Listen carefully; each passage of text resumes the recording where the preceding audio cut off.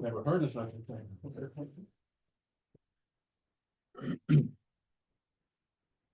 Take two.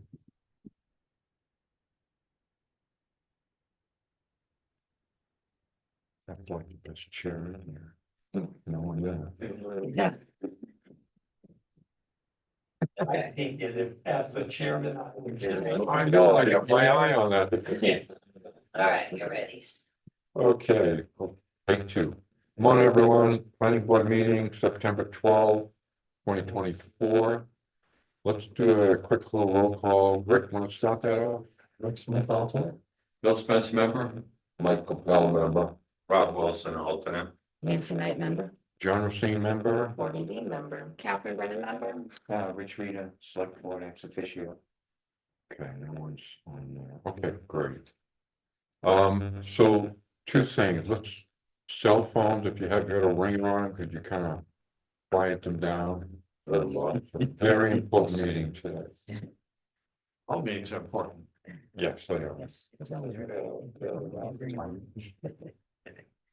Thank you. And let's just take a quick look at the minutes and see if anyone's got something. Captain, I think you spotted something. It was just it was a typo on line 60. Yeah. Okay, minor suggestion.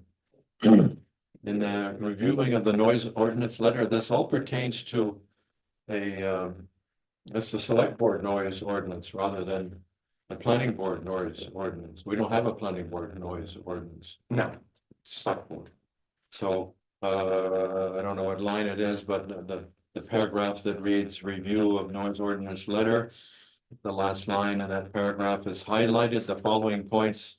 I would suggest pertaining to the select board noise ordinance. And then all those points.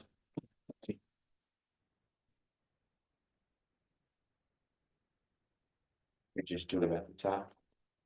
Yeah. There's, okay, this one probably has. Line numbers.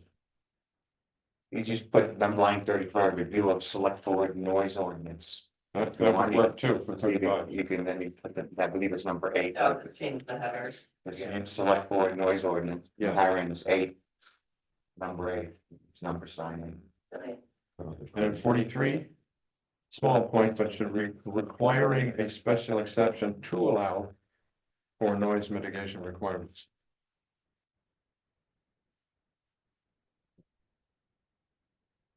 Okay.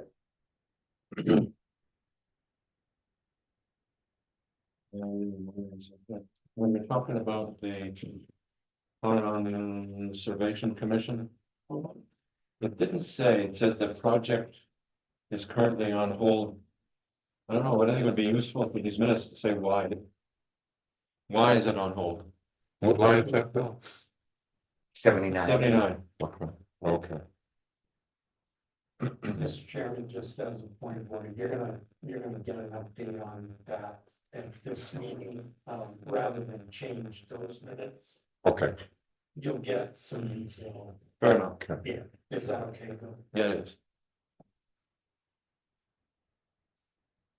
I have a quick question too. So then also too at this meeting, I know we in reference to the pedestrian study update, the town core working group did do a survey and we were getting it out there. I don't know. I think we can talk about that when we. Okay.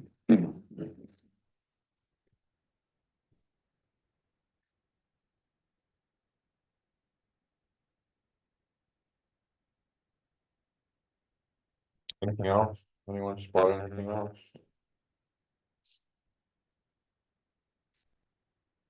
Mr. Chairman, motion to accept the minutes as amended. Okay, second. Okay, everyone. Agree? Want to take a little vote, Rick? I'm sorry. All in Bill. favor? Seated. All in favor? All in favor? Aye. Aye. So, Point of order. Oh, Mr. yeah. Chairman. Who is seated today? Among the alternates? got 1, 2, 3, 4, 5, 6, 6, 7. 7. So we're good. Answers no. Yeah, no, I think it just has to be noted for the No, okay, I won't be seated. Okay. Mr. Chair. Mr. Petty Girl. That's the point. Uh, You're hired. Official petty bureaucrat. I do that well. no privilege of the floor, no one's online. Okay. So Tara will be online about 8:30, she said, so we're gonna take a few minutes and take a look at the 25 town planning discussion. As you all know, Tara is no longer gonna join us, and I think she might stay till March, but of 25. But we gotta talk about this a little bit. Yeah. We don't, December, end of December. end of December, but she might, well, I'll get to that in a minute, but. I just want to kind of just start a little discussion on it today. We don't have to resolve anything today, but just so we're all aware that we're gonna have to look for another planner. She had a suggestion that, I don't know if you've all seen the suggestions, I think we all have. And just want to know what everyone thinks about what she's suggesting. Yeah, That was a good suggestion. One reason is because she has that relationship with the North, County Council, you know, and that she said that she, because of that relationship, she would offer herself up free of charge as like a sounding board to that potentially new planner. yeah, I find that's just a win, that's a win-win for us. yeah. Also, I believe that the condition for which she would continue to work until March was conditional upon our acceptance of the North Country as our next planner. Seem to say that. That's how I interpreted it. Yeah, I wonder what other towns are doing. Specifically at the small. Towns, Jackson, what was she work for Jackson or not? But Jackson is the place I always use as an example, as. Yeah, I think similar to us. Sort of, as the closest I think, similar to us. Mhm. I'd be curious what they're doing. I mean, I can call them, you can call them. Or I can call them. Just we Maybe you should, can call them. we should know if there are other planning alternate. Yeah, Do we have an alternate? Do we have Yes, any there are options? many. If you do just a quick search, There are many. municipal land planning services, you'll find there are a number of firms that do this work and do more. So I think we need to, considering what could be coming our way over the next few years, I think we need to exercise a bit of caution, due diligence here. Yeah, I mean, you read some of what these firms can do, and it was very cursory, I just look at it. But it's a gamut of services, it's not just helping with zoning and master plan, but economic impact statements if necessary, legal. It's all incorporated into one firm, legal assistance. And they have good, and the one couple that I checked out, just out of curiosity, had really good reputations. That's not to say North Country Council doesn't. No, I'm just saying we may But want to consider I think a larger. we would be remiss mhm. if we do not at least follow up and check some of these. That's my feeling. Yeah, I agree. Your Mark? path it forward, no, go ahead, Mark, sorry. So I would recommend one of two things, either do a request for qualifications or a request for proposals. Yeah. Under a request for qualifications, you write down the services that you want, how many times a year you have meetings, all of the detail of what you want a firm to do and the type of work that you want them to do. So if you want to include the land use legal services, if you want to have an engineer on staff or whatever it is, you put down what you want, but you don't ask for a price. Right. So you are looking for the most qualified firm.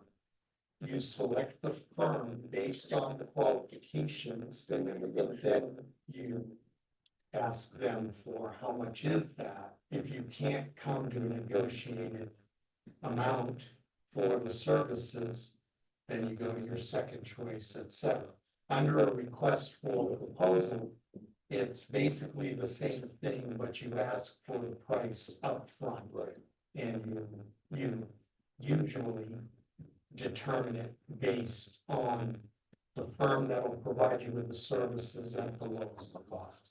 So you can do it either way, but you need to do it right now because you need that number by the end of December, because it's gotta be sent to me and the select board for inclusion in the budget. So you don't have very long, you should probably give them, 3 weeks to 30 days to prepare the qualification statement. You're gonna get back packets, you're gonna, have to have a group of you or the entire board sit down, evaluate packets. I have a system that we have used for RFQs where it's a weighted evaluation criteria, so you can say what criteria you're gonna look at and which is the most important. And then you can do it very empirically, or you can just look at them and make it a gut reaction. I have a So, question. and then usually, the whole thing, so if you get like 5 or 6 of those back, maybe interview 2 or 3, where they come in, do a presentation to you about their firm or the individual and what they can do for you. And then make your decision from that. But that's a pretty involved process that, it's already the middle of September, so, if you want some assistance with that, we can provide you with help on that. We meaning, The town staff. should know Okay. with it. So, yeah, I'm sorry. As I read some of the qualifications online, and just because somebody says they can do it online, doesn't.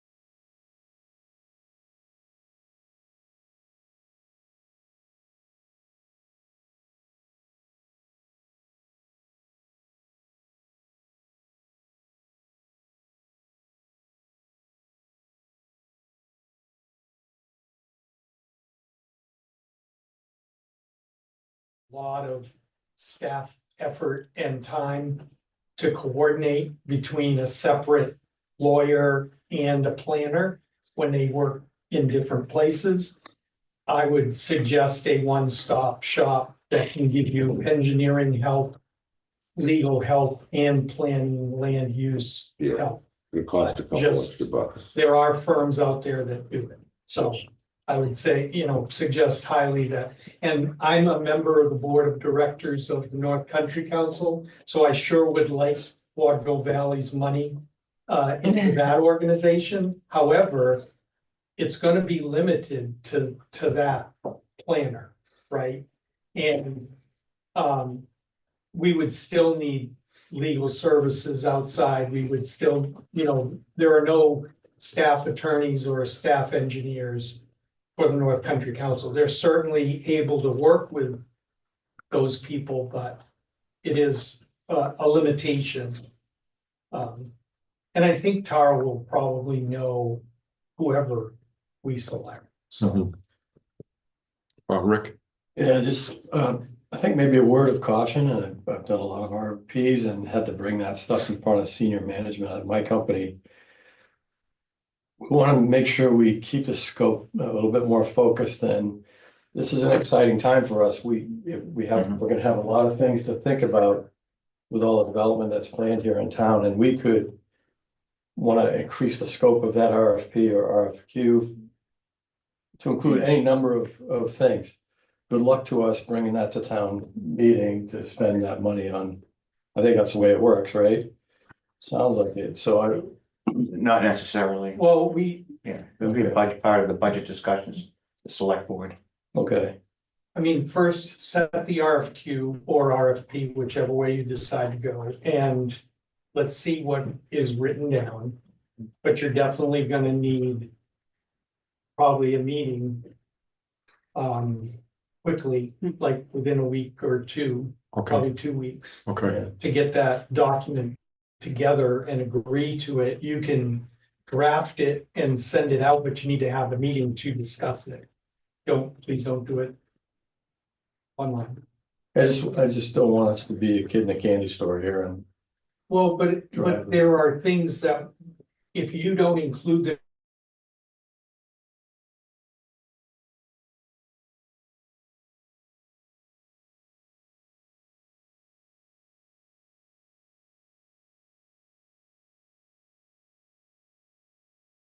You need to bring that to me and the selectmen and say, here's what we think might happen and here's the service we need.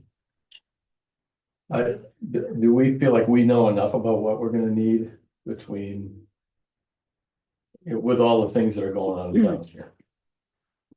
Power's been an absolute, resource for us, and we rely on her. I've heard from people that we rely on her too much. I don't necessarily agree with that. How would they know? Yeah, well, It's so. not their business. Well, no, it is their business, but I mean, It's I don't know how absolutely they their would know business. It's what's tax too dollars. much. But there are things that we are doing outside that are maybe planning and land use related. The pedestrianization study that the town core working group and the select board are working on. The, solid waste even. I mean, there are things that will impact you, that if we had a firm that, to Mike's point, that we can coordinate maybe from other groups with them as well, that, might be beneficial, because we are spending that money in other places in the budget.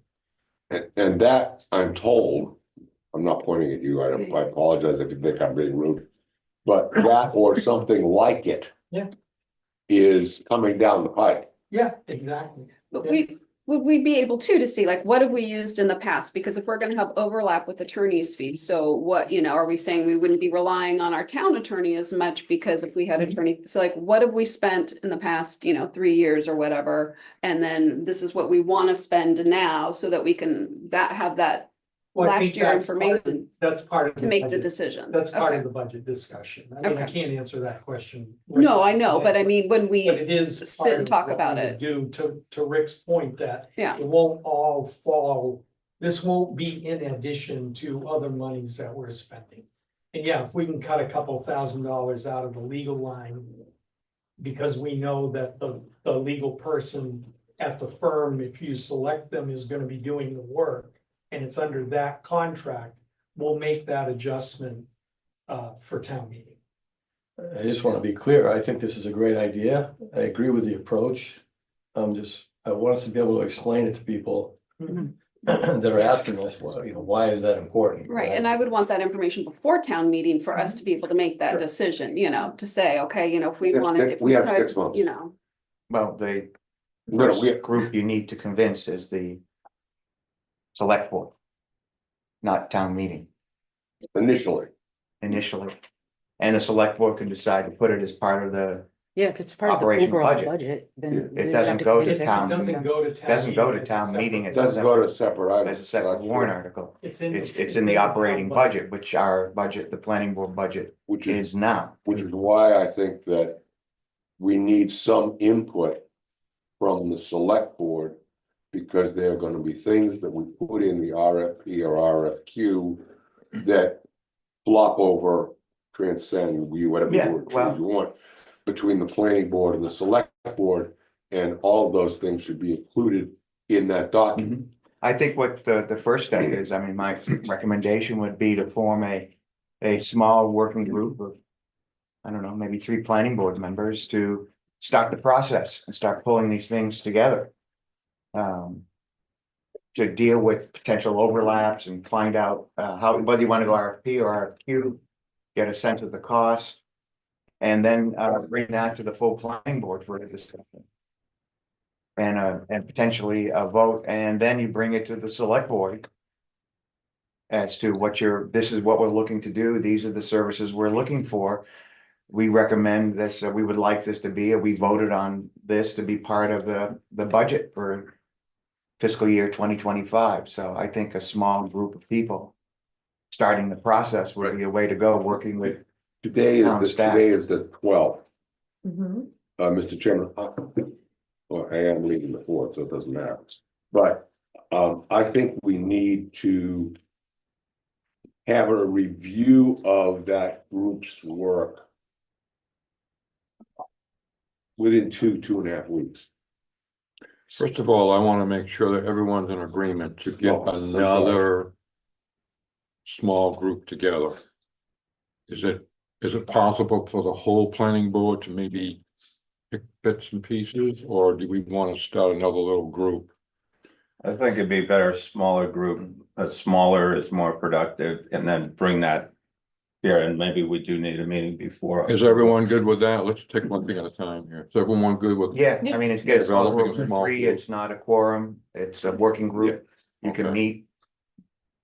Have a couple, 2 or 3 meetings and go through it. And should we want, we can request a member. Other than Rich. Unless Rich is one of the 3. To be there for their input. As to what they may want to include. I don't in think their- you necessarily look for the select board input, whether it's me. Or someone else from the select board, I think you work with town staff when a small working group does to come up with what you're looking for. Okay. What does the This is planning board want? This is a recommendation, well, this is your Mhm. staff person as the planning board. Mhm. So you guys have to identify what you need for staff support, just like when we went out and found Tara Wow. to do the help. So you know, the bottom line is gonna be the number.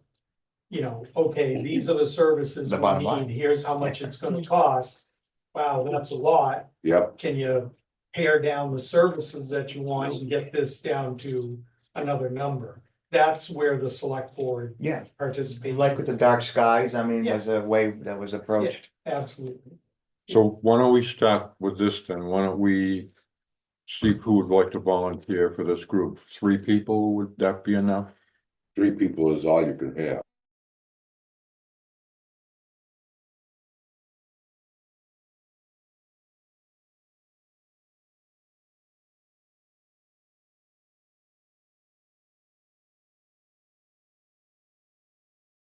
You can be one of the members. You can also say no. Yeah, so I'm just thinking of my schedule the next 2 weeks is not. I mean, I don't wanna monopolize everything, but I could be a member.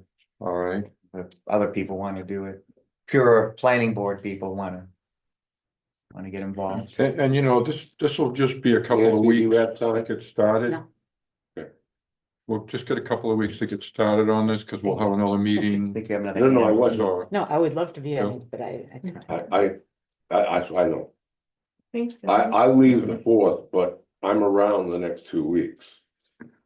But after that, we're gone for 3 weeks. okay, so right now we got Bill, Rich, and maybe Rick. Yeah, like I think. That's your three. I have a tough next 2 weeks, that's my only. All right, But so every 2 no, If he can't do it, I'll fill in. Cause I'm here for 2 weeks. well, the only thing is you won't be here. And that's why I didn't After, want to, do it. yeah. I won't be here after. So Maybe we Rick, really- we can sit and talk, and I mean, Bill and I could do, I mean, I would like to tap into your experience on these things. Me too. Yeah, let's I mean, do that, and we Yeah. can get going on it. just get going on it and, I mean, it's not like we have to. You know, have many meetings, just get going on it. Bill and I to pull things together. I think we ought to also talk to town staff. That'd be part of the process, yeah. Yes, as Yep. part of this project. Yep, And we could, I think that the experience that Mark just spoke about would be very useful as well. In other Yep. words, you've done this process before. When did we hire Tara? That was a long time ago. 5 years, 5 years. Only 5 years? 6 years. 5, 6 years ago. so do we want, what we want to do is get together the whole planning board, on a special meeting. That's what it To sounds, hear your In a couple of report. weeks, give us time to put So. something together. can we it take sounds look- like a special meeting coming. Yeah, can we all take a look at, So 2 weeks would be the 26th. So the 26th, we're having our public hearing on the land donation. That's at 3 o'clock. We could meet. we meet- Your regular morning time. can we do in the morning? Okay, earlier. I just found that when you have special meetings, if you have them on the same day of the week at the same time, it causes the least confusion out around town. Right? The planning board Yeah, always meets on a Thursday at 8 o'clock. yeah, You know, you're just having an extra meeting at that time. So that's the way we've approached it with the select board. So you wanna do it the 26th at 8 o'clock? is everyone good with that? Yeah, Sure. that works for me. I would like a Yeah. Thursday, yeah. Yeah.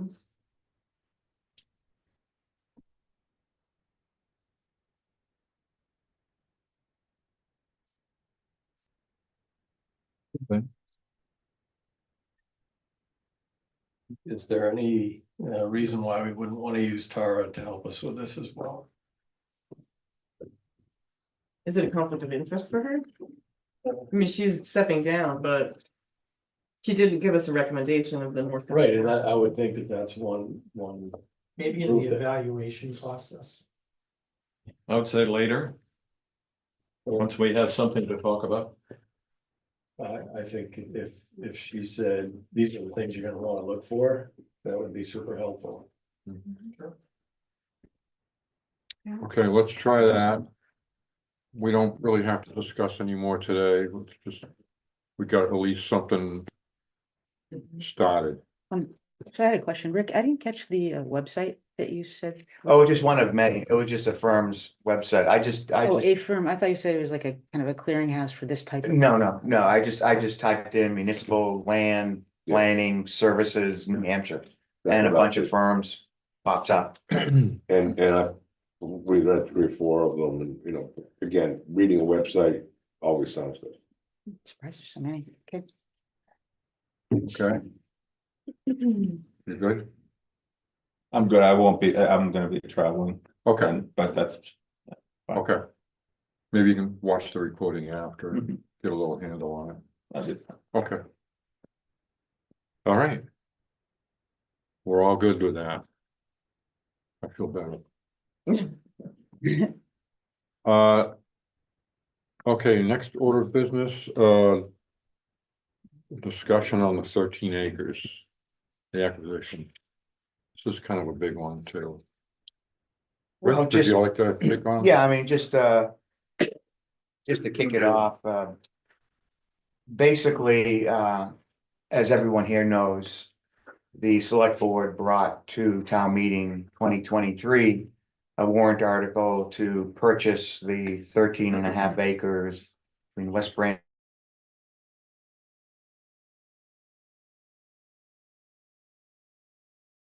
And that particular motion, our article failed, although it had the majority of votes. It was too short of the required 60% because we were gonna bond the sale. What was the percentage? Do you remember? I think it was 70 to 52, I think, Something like that. something like So it that. was, but it was under 60, was it 50? Oh, it must have been like Oh, it 58, was, it was only, it was only a vote. two, Or two votes. two votes short of Okay. 60, so it had to be something like 58 point something. Okay. I would guess. I mean, someone do the math, 52, yeah, 70 out of 112, whatever that is. Okay. I think that was the number. So, at that point, of course, the, select board, ended all, discussion with David, and a year or so goes by, maybe a little longer than a year. David, comes to the select board and says he wants to donate the land. And so that brings us into this year, earlier this year, select board decided, based on the vote that, it's a donation, so we could certainly look at it under 4214A, I don't say 4214A, 41. 4114A, 14. sorry about that, Say it 41. again? 41 colon 14, A. or is it 41-14:A? I'll find it. RSA. It's actually, I think we will provide a copy of it, if I'm not mistaken, in the packet we're gonna put out for the meeting on the 26th, the first public hearing. And it describes, the powers of the select board and the process you go through to, discuss and, determine, whether or not you want to accept the donation. So from the select board's perspective, it was clear that the majority of people at town meeting 2023 voted in favor, but we could not see or understand what caused the negative votes, right? I mean, our best guess based on the comments at the meeting was that people were concerned about the price, the cost. That may have caused some negative votes, and some people were concerned about any sort of environmental liability that the town would have because of Yeah. its former, the land's former status as potentially a town dump. So having that in mind and having a donation in front of us, the select board decided to move forward with conducting a phase 1 assessment environmental review, which basically is a document search. Hired a company, an environmental engineering firm, to conduct that particular process. And through this process, it became pretty clear that town of Waterville Valley was operating what was known basically in the vernacular as a town dump, unlined landfill, I guess, whatever the Officially an online landfill is the At that official, time, a dump. a town dump, right? Where people, and it was used not only for dumping things, but I think also for burning trash as well. It wasn't the town's property. There's nothing in town records that shows any agreement between the Waterville Company and the town. On that, it was Waterville Company land. Anyway, that went on for a number of years, and by 1970, it looked like it stopped. And then there was some attempt to cover over, with soil, what had been the town dump.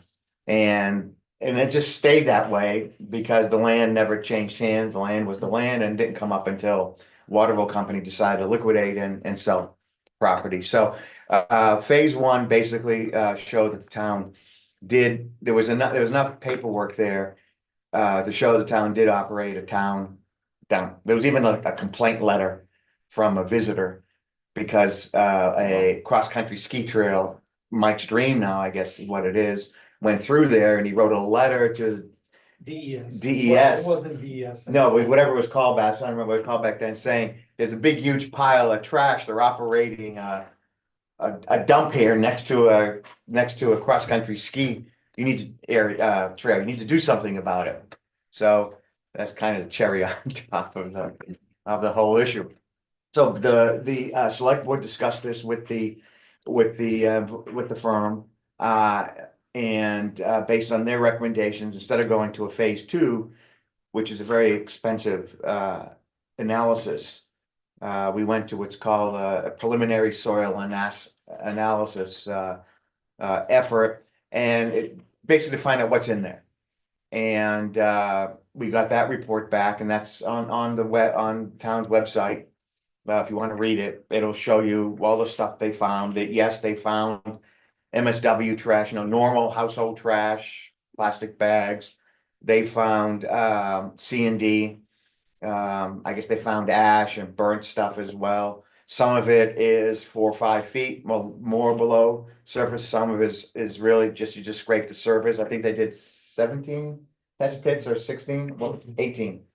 Seem to be off by one number this morning, I guess what it is, but any event, so based on that, the select board decided to contact an environmental, a legal firm that deals with environmental issues.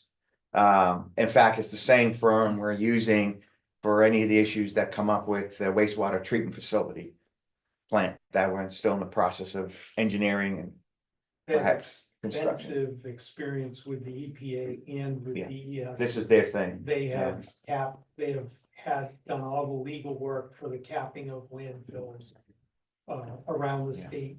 Very, very knowledgeable about the issues. So they looked at the paperwork, they looked at the engineering study, the soil, preliminary soil assessment, and concluded that the town is almost certainly a PRP, a Ooh, potentially potentially, yeah, responsible party. potentially at risk, that's all you have to. Well, which basically and we're struck, we will be, or are actually, would be considered, a party for strict liability, for anything environmentally having to do with the land cleanup and whatnot.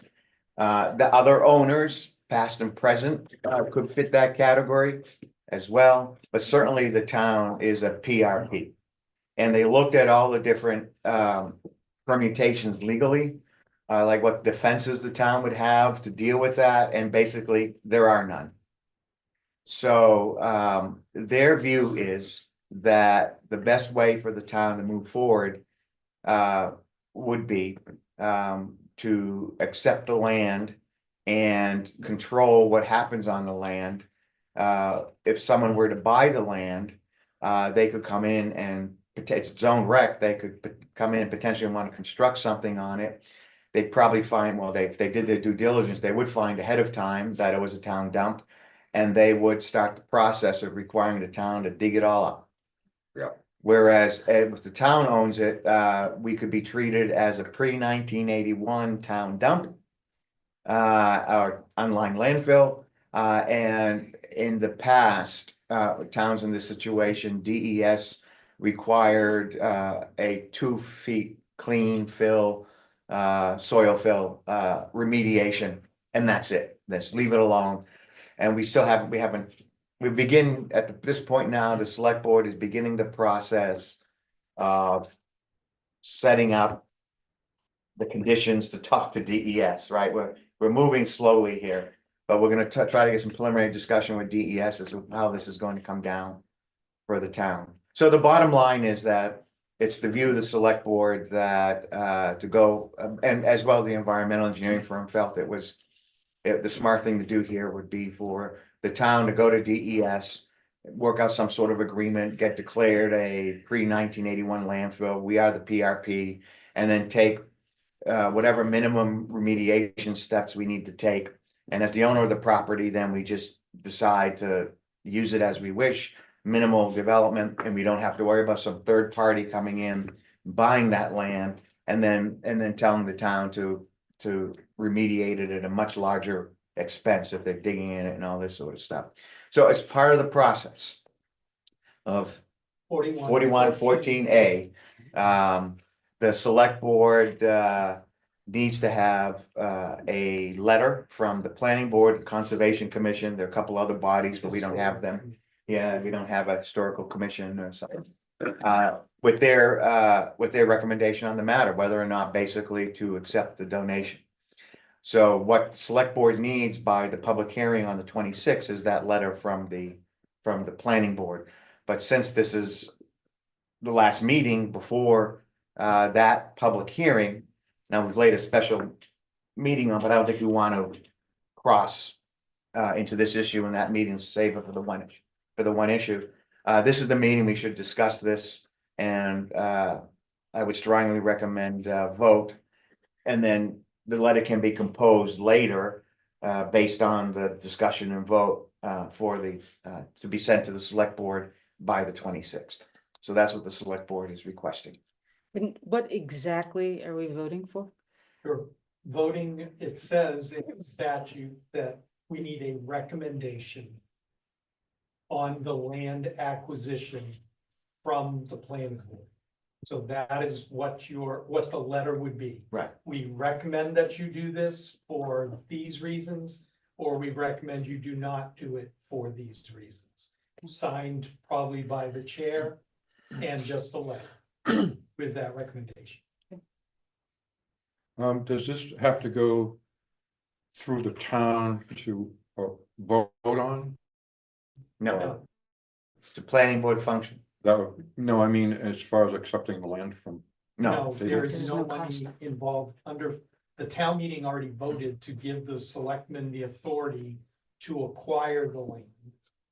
And so under 4114A, as long as the board holds the 3 required public meetings about it, they can vote at the 3rd meeting. okay. Do we want to have any discussion on if we would like to go forward with this, accepting the land is? well, Sure. the select board is asking for a letter by the Yes. Well, that's 26th. what I'm saying, Yeah. is if someone Discuss. disagrees. Yeah. We need to see what the majority thinks, and Mhm. we go forward writing a letter. And who would write that letter? But what we don't, You. if we Signed by don't you. know, or the select board I'm has sure not there's a form. determined, once all of this is done, what if anything the town will do with that property? Is that fair? Yes, I think we're just gonna, the plan moving forward is to first deal with the remediation and find out what we need to do before we can determine what further use of the property would be for the town, but the idea is, and the part of the donation, the donation condition, if you would, because we would do a purchase and sale agreement. The current owner would like it be for public recreation services only, full stop. Okay, And that's what it's zoned, well, it's zoned for. It's zoned for recreation. right. Correct. Right. And if the town knows it, probably should be public, so that makes a lot of sense. Hmm. Do you see any downsides? To doing this? The position we're in, it seems to me that the upside, you think. Just looking at it, I mean, someone could, if we don't accept the land, the big downside to me is a third party coming in and purchasing the land. That's an Right. upside for us acting. For us acting, right, so I'm struggling to find, so I'm saying that, I'm trying. Yeah, there's What no the- downside, I guess, to acting, because. We could continue to go along as, it could happen now, right? Yeah, So, we can continue to go on and hope that no one buys the land, or that they don't wanna develop it, or it's not developable, some people think, and just continue on as we've continued on for so there's some 50 urgency. years. We would be responsible for adding 2 feet of clean fill on Mhm. top of the dump? Well, we need to find out from DES, yeah. And I think that's the key question, Yeah. Nancy, is Mhm. if a third party comes in, buys the land and wants to develop the property.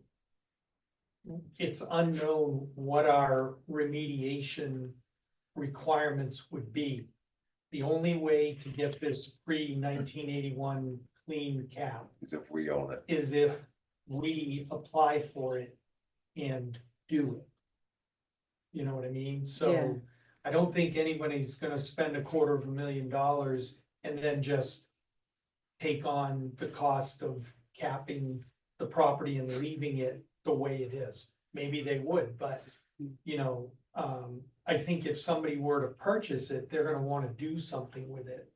And as soon as we start developing it and using it, whomever does that, we're gonna own a majority, if not all of the remediation. I think That's the pretty convincing. downside would be where by going to the state. And highlighting this issue, we're gonna have to come up with money to do this. So, Whereas if we sit back and do nothing, we It's just just a wait. ticking time bomb. I think that's how the select Yeah. board is. I think we have more of a choice of how much to spend. Well, right, If we Right. own the, as the town own the property. I Yeah. think it would be a pretty open and shut case if someone came and the state said, you gotta remove 3 feet of this land, get all the material out and dispose of it. That's gonna be a huge cost, and if we don't have any choice in it, then that's but that, not a good town. meeting. no, but that is, yeah, no, the downside is we don't know where we're gonna end up with the state. Right. When we go to them. Okay, We believe, based on both the environmental engineer and the legal opinion we received, that it's more likely that the state will treat us as a pre-81 unlined landfill and require it to be capped with 2 feet Mhm. of clean fill. But we don't know how much of that, because not the whole area was used. Right. I mean, Yeah. there are patches. Yeah, we But would it was have to pretty do big. the phase, we would incur the cost of the phase 2 investigation. Right. Because you gotta complete that for the state. The state's gonna report. require us to That's do that's that. mapping out exactly Right. where They- the. They may require us to monitor the property for X amount of years afterward. But we already, the good thing is we already have water wells drilled in there because we had drinking well number 1 that was on that property. So we already have monitoring wells. Oh, good. So, we have some of the infrastructure that we would need if they require us to do it. Of course, the reality is too, that we don't know what we're gonna find in a phase 2. Yeah, That was not found in a preliminary soil assessment. Rick, go ahead. So, I like the idea of the town having this and keeping it as open space or using it for recreation or whatever else, but let's just say we did nothing. And then they find us, that PRP potentially, my mind sticks out versus the responsible party side of that. If we're responsible, ultimately, we're gonna end up having to pay some money for this thing anyway. Right. Yeah. Whereas if we take responsibility for it. And we tell the state and they tell us to do something, we're absolutely gonna have to spend that money. So there's 2 things here, there's the pay now or pay later kind of a deal, and I'm kind of concerned about spending a lot more money here. Kathy, My question, did the firm give you any sense of if you are proactive and go to the state, are they more likely to work with you or work with the town on phasing in and timing of things that need to be done and, That will be, yes, versus maybe a third party is like, okay, you know what, this is your deadline and, so yes, they'll kind of work with you a little more. It So that, comes down to negotiating and setting up a plan right, versus getting an order from the state to X, Y, and Z. mhm, And, if we go the order, we're not gonna have any say in how much has to be spent. and when, It's gonna like be the a blank timing. check, yeah, and it could come up in the middle of a year.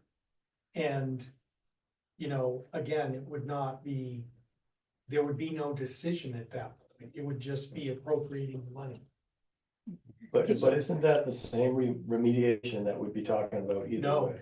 not No, because necessarily. if the third party wants to develop the land, the remediation becomes more. much Right, more but we're expensive. potentially responsible. There's a whole bunch of other people in line, I think, ahead of us, aren't there? No, Potentially what has the 2, town done? 2 others could be Waterville PRPs, Court? Hmm? Waterville Court? which Is that is, who owned it Which before is the alone. which doesn't exist. It doesn't exist anymore. state? And who's the other? So isn't it right? And the current owner. And the current owner. Gotcha. So I mean, it's, Right, and they're gonna find that those guys Didn't do it. weren't really the ones that did it, it was the town. well, but according to the firm, all 3 would be, and of course, anyone coming in and wanting someone else to provide the money for remediation is likely to take legal action against all 3. And, With, Yeah, Yeah, where the deep. and pocket. we're gonna get likely sad, but don't get hung up on that's just the term of our potentially respond, that is before an actual judgment is made, but according to our legal opinion, we will be the ones paying. We will be subject to strict liability. Bill, you had your hand up. Yes, yes. What I'm hearing is that accepting the land would avoid the worst case scenario. Yep, Yeah. It's like bottom an line. And insurance I- payment. You know, I find that to be the strongest motivation for taking this action. Hmm. So that would be, okay, we have a few nodding heads. Is that our resolution? I mean, I do like the idea of having a little bit more control over potentially, having to pay I'd say out money. much more control. But it is, If a third party 100% purchases more it, control. we have zero stuck, control, we're right. out of control. Mhm. And Yeah. the cost could go out of control. Yeah, Don't. We don't know what this will cost. But it's more than lunch money, Well, Right. put it that way. But if the worst case happens, that is, if a third party accepts it and buys it, then, it's as bad as it can be. But accepting it, we at least eliminate that possibility. Right. I agree with Bill, and that's consistent. I mean, none of us are experts as much as, the law firm who does this all of the time, and that's their recommendation. So I give deference to that. You might. So that all being This is the said, best of the bad. are we all in agreement that which way would be the best way to go? I move that the Oh. planning board. Unless you're gonna make. he's the still motion. asking You questions. know, Yeah. questions. Stop. Go make the motion. Yeah, hang on. We just wanted to find out if everyone is on board in agreement with writing a letter to the select board. It would be addressed to the select board and accepting this land. Recommend that we accept the donation. I mean, we can, I'm sure. We'll get the right Yeah, but I language, think the vote is is, the important thing. yes, we recommend you accept it, or no, we recommend you do not. Not accept. Yeah. Keep it very simple. Right, Yeah. but Mr. Chair, I have two questions. Yeah, so, but I just want to get the feeling of everybody so we can move let her forward. go first. Go ahead. Okay. You go ahead. All right, well, Bill stated one of the big reasons for doing this is financial. I think the other is that it'll keep it in public hands. Yes. you That's know, an important. Which is point. really nice. It will be It's a town beautiful property, a It'll be 33.5 acre. That can be used for public purposes. Yeah, I mean, somebody could just flatten it and use it for pickleball carts, you Yep. know? Yeah, it's More- right, zone recreation, absolutely. Yeah. How does the My conservation country's commission gonna feel love about that. it? Do we know? Have they discussed? No, they're doing it next Tuesday. The 18th. So the one thing in the pit of my stomach is what is better for the environment? So like as a devil's advocate, better for the environment is the full overhaul, but it is a major cost to the town that people would be very upset at, and then it's in private hands. So like, that's just the one thing where like, better for the environment to do the full remediation, better overall for us to have it in public lands and do the small remediation. well, also depending on the cost of them, potentially the town could decide to go deeper than what's required. I mean, that is not Yeah. probably gonna happen, but it could. I mean, we can. Right. But we We control. can decide control that how, decision. Well, Yeah. also, the junk's going somewhere, so, I mean, it's not, Either getting dug up. or- right, and we've Buried. determined that it's not like toxic, so it's not actually hurting Um, anything. No, I won't put it that way. Not- Oh, There is hazardous material in it, there is. but it's not industrial way. I mean, it's the fact that it was a town dump means that you have all sorts of. Batteries and stuff like Material that. in there, right? Potentially, we did not, Right. we We don't didn't know. find Yeah, the anything phase- in there. It's gonna be MSW, Okay. right? It's gonna be municipal solid waste, it can be, and demolition debris. When the inn burned down, they threw the stuff in there. Now, Mm-mm. the phase two Two, that's- will tell us the more detailed of what's underneath. Okay. So the idea is if DES says you can do a pre-81 clean landfill cap, they are saying by doing that it is better for everybody involved that you just cap it and let it lay there rather than dig it up and try to Like, dispose of conserve it it. somewhere else. Right. Okay. And Right. dispose it. But certainly they're gonna require a phase two They will, I- as I part think of that. as part, Absolutely. as part of The, it. the other thing to remember is we monitored the water Right. that is coming from this parcel for decades with well one.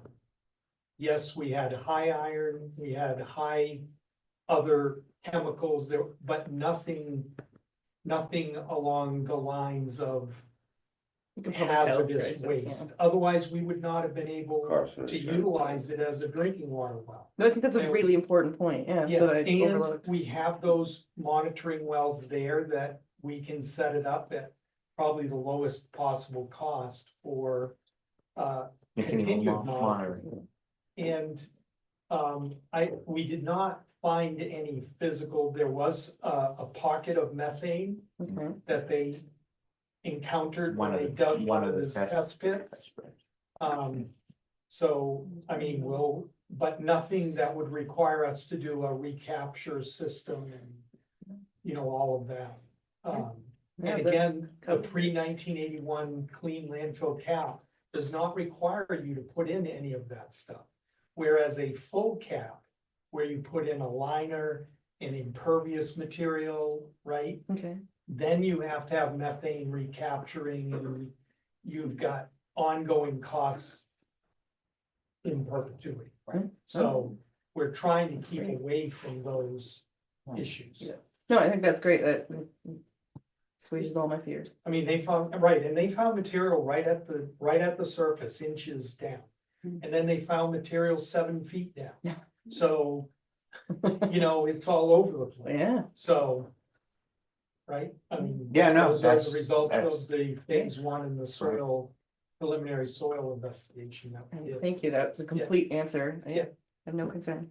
Bill, Yeah, it's a secondary point, but I'm looking at the map on the opposite wall, and as that development occurs, you know, the amount of green space that remains in the town, it seems counterintuitive to me to say that here we are in the town of Waterville Valley in the White Mountain National Forest, and we're talking about green space, but that's gonna be the remaining green space in the town. Which is why the select board wanted to acquire it back in 20. So if 23. it's in public hands, you know, if the town owns it, the probability of it staying green is infinitely higher than if it's purchased by an individual or a group that would inevitably want to develop it. And there are restrictions on development already, the Shoreline Protection Act. I mean, this thing's, That land floods. right, and it's, Yeah, so it would That's not be ever other land considered, I know plots. somebody's gonna ask this question, it would not be considered for workforce housing. it can't. Yeah. It's zone It's recreation. zone recreation. But if First the have to town show- owns it, they don't have to follow, we don't have to follow Yes. any of those things. You are correct. Well, That's right. the But only way that would come up is if a majority of the town wanted it to happen. But it is not the current select board's desire to do that. That's not why the board is, Yeah. what I've heard them say is why they're Right. acquiring it.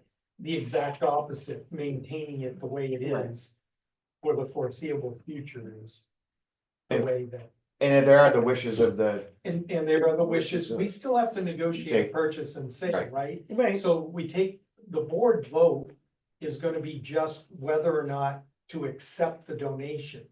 Then there's the purchase and sale, it'll be for $0 or $1, but you still go through the whole real estate transfer process with the board negotiating that agreement. and the current owner made it quite plain that this is to stay, this condition for donating it is that this will stay. That's right. Resurrect land for public use with no profit making entities on it at all. and that's binding. Well, Well, it We not, haven't we negotiated. haven't Right. negotiated, But but it- that's his position. That's his position. Wait, so that means they can't sell popcorn?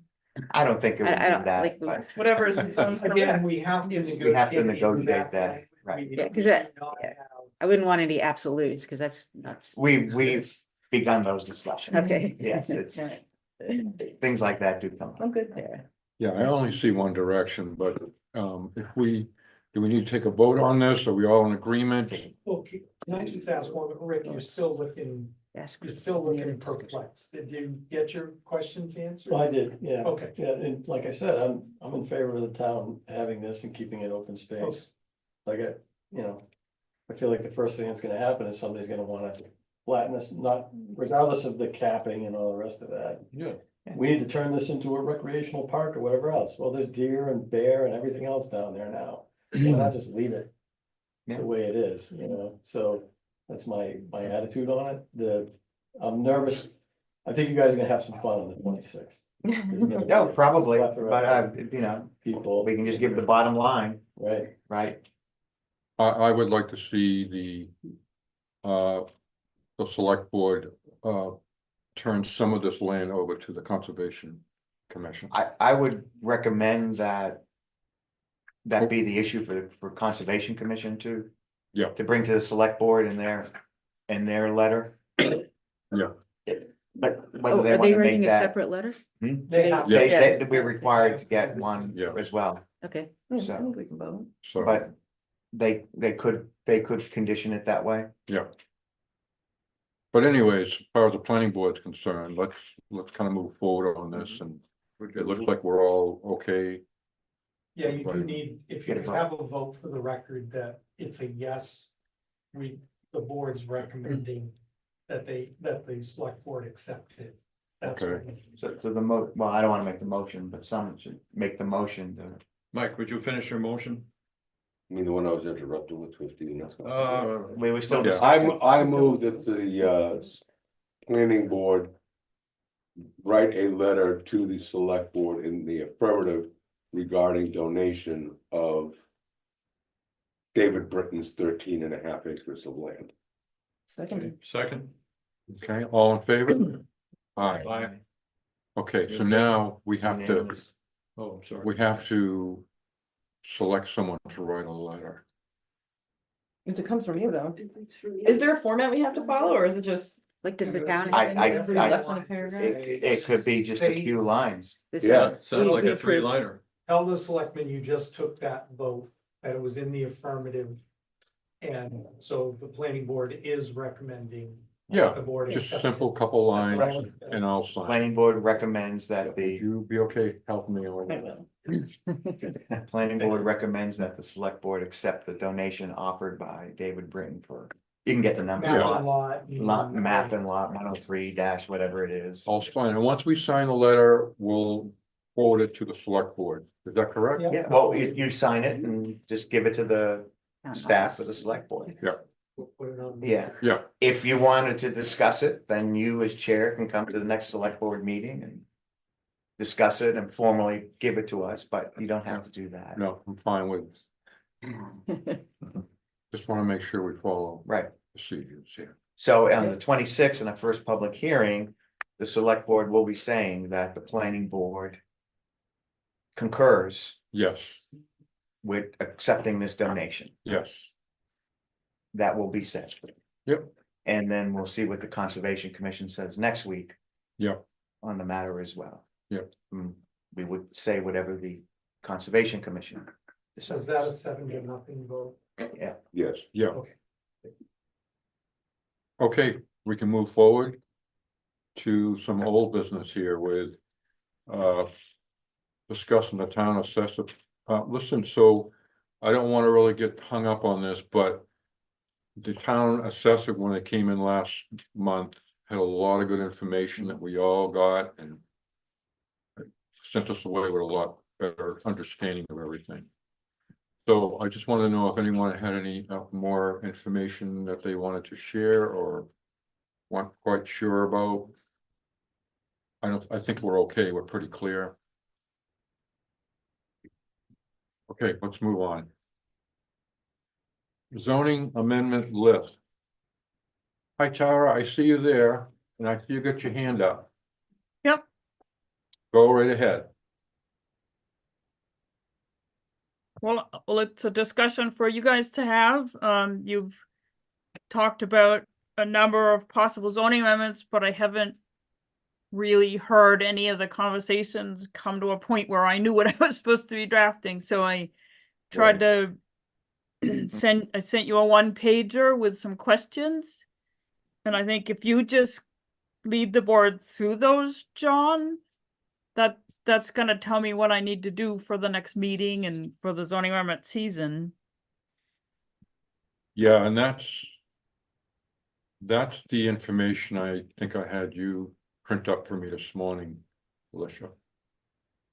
So does, This is the email that Tara sent. yeah.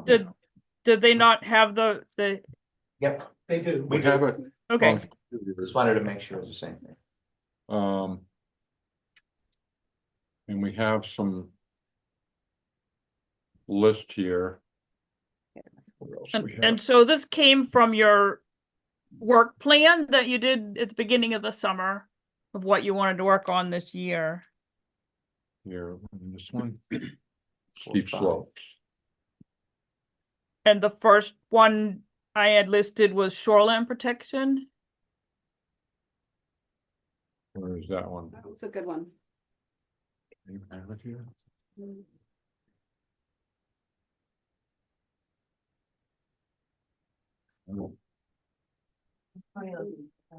Oh. Tara's email. Right there. Oh, the Yeah. The the first Yeah, here document. it was, printed out all the- Oh, yeah, I got that in the file.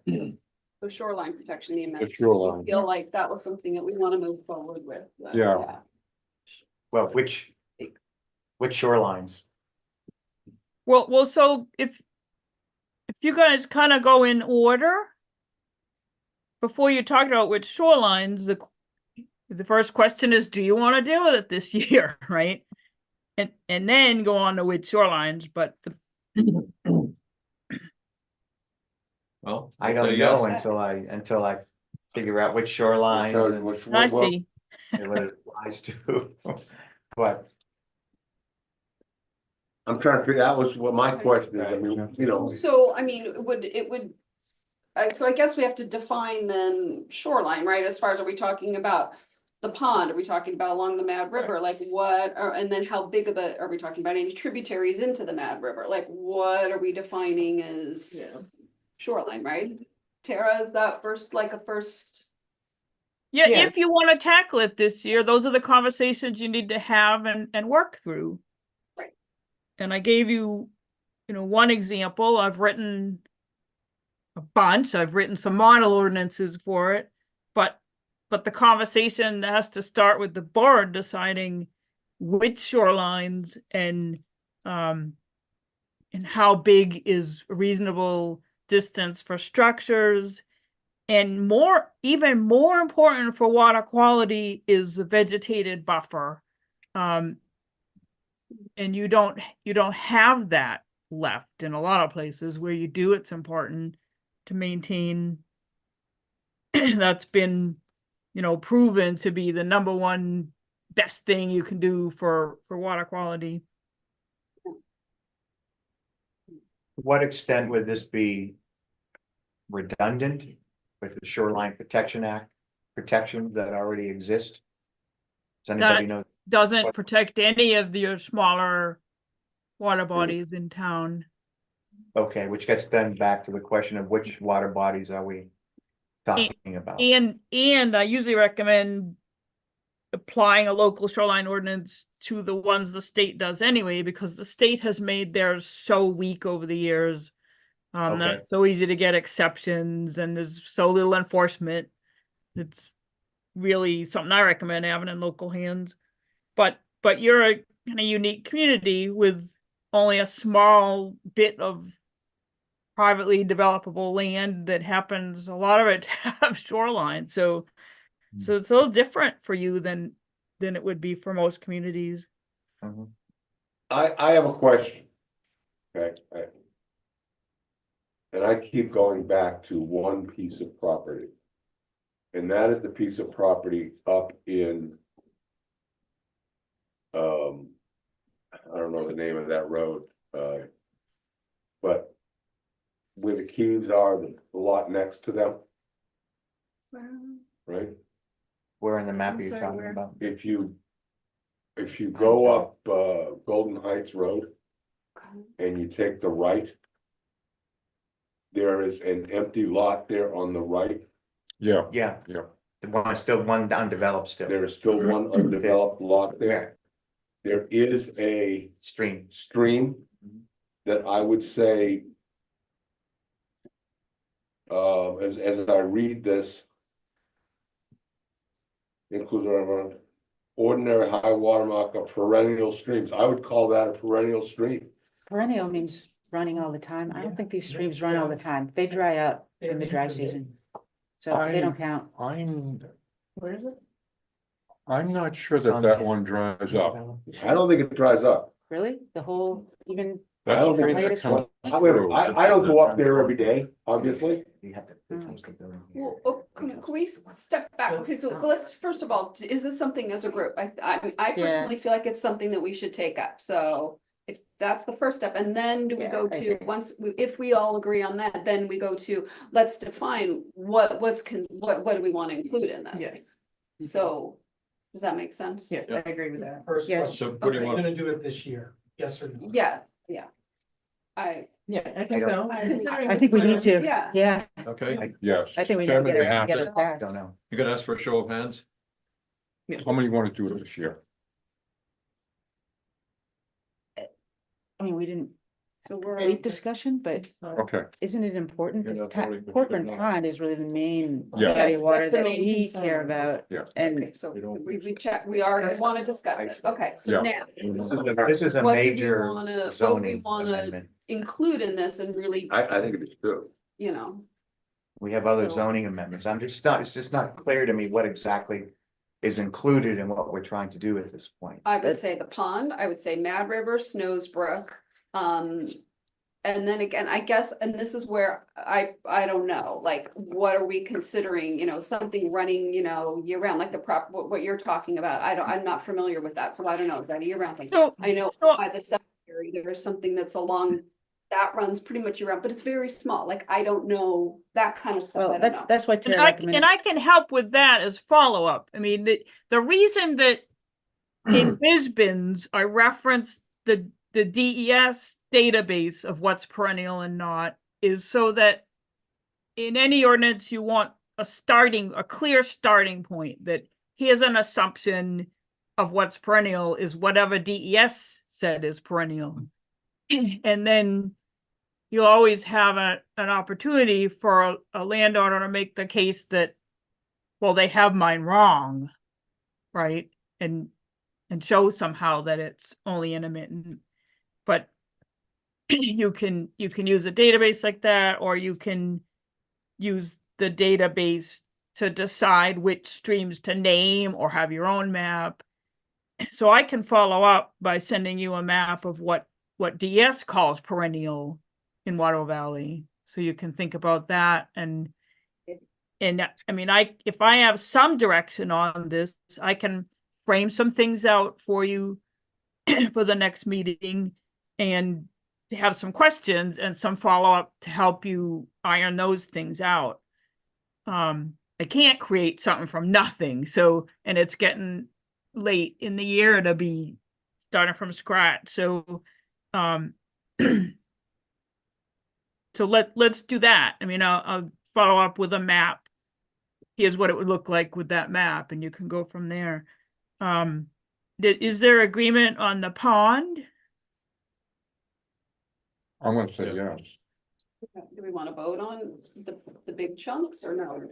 I think it's pretty obvious. Oh, right, it's in the middle of town. It's Yeah. the Yeah. principal water body. If we're gonna worry about water bodies, that's the one. Yeah, Yeah. Yeah, we're exactly. dredging it, so it's important to us. So sounds like there's agreement on the Snows Brook, the Mad River, and the pond. Mark? And we'll look at the smaller ones together. As part, Tara, as part of this, the town has already granted easements to the landowner for the use of the edge of the pond and actually out onto the pond.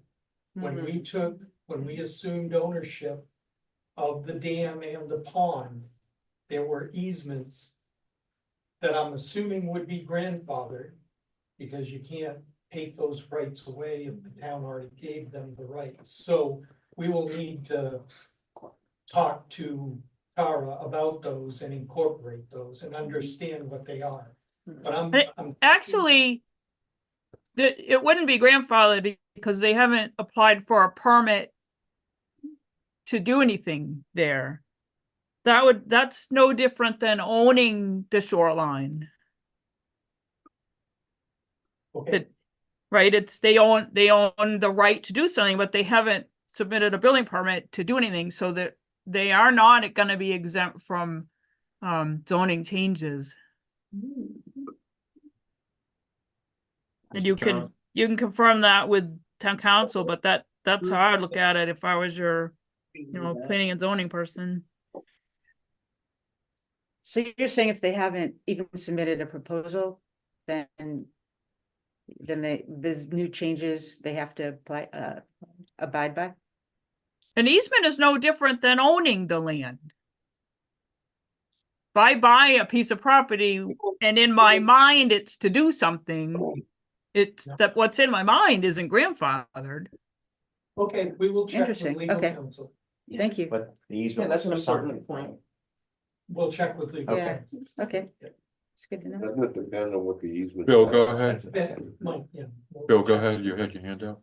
Okay, I think that in principle, that the planning board is interested in this subject, Yeah, but figuratively speaking, once we get into the weeds, we're gonna find the weeds are deep. Mhm. And then we're gonna talk about That's this why all I'm day. very reluctant going forward. yeah. I don't necessarily, I mean, I think that once, you got your maps that she'll provide, and I think whether something's grandfathered or not, then if something's, then that's part of the ordinance. I mean, it is, if it is, it is. I mean, there's, you put that in there. Because legally you have to, but I think it doesn't have to be though. I think we can make it, and if we find that we're going down a rabbit hole, we can just pull it back to the big chunks, to Mad River or Pond. We don't have to necessarily, I mean, we have that No, ability, I think. I raise this point simply because there are lots of other things on this list that we should be looking at. Can you read out the list? Yeah, What, Okay, And whereas- in this time of year, you might need some extra meetings to just work on zoning amendments. Bill, go Did ahead. last year, yeah. Yeah, what's on this list is removing extra setbacks along LDR. And then there's another title here, which is changes that might occur to C1 and VC density. I think that's a think very that's a large, big one. that's a very large topic. Yeah. Yeah, Actually, several of these are large topics. Yes, I so think I think we cut- we could spend like an hour talking about shorelines and then we'll run out of time to talk about these yeah, other series. but this is why you guys have been kicking the can down the road the last few meetings. You decided at the beginning of the summer, this was gonna be your work plan, and every meeting, all you've said is, well, that's a big topic. So at some point, you have to decide which of these you're gonna do, and maybe have extra meetings to work through the details. I like where Bill's going is, why don't we just put criteria for what we're gonna do? We're gonna pick 2 or 3. Let's Kurt, go through so we know what each one of these are quickly. Mm. And then, I mean, we have to choose. I mean, we're This not gonna. is the list you chose already. No. This is- But we have to prioritize so that we can get something done, Yeah. which I think is kind of to your point. Well, I personally feel like the shoreline, we have a path forward, like see what Tara comes Mm-hmm. up with, and then BC, pick one more or two, but they're big, it's. Right. Rick, you had your it's- hand I up. think You know. you guys stole my thunder a little bit. Eh.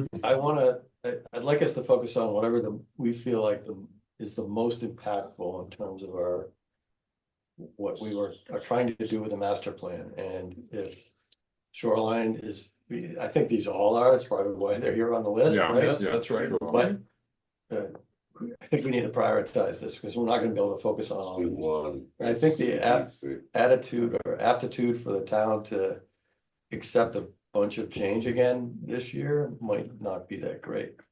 We had what? So 10 my recommendation, if you were gonna pick some, would be to do shoreline, floodplain, and steep slopes, because you haven't really approached the town with environmental protection yet. Those kind of all fit in that category, and they stay away from a couple things that you've already raised, ruffled feathers over.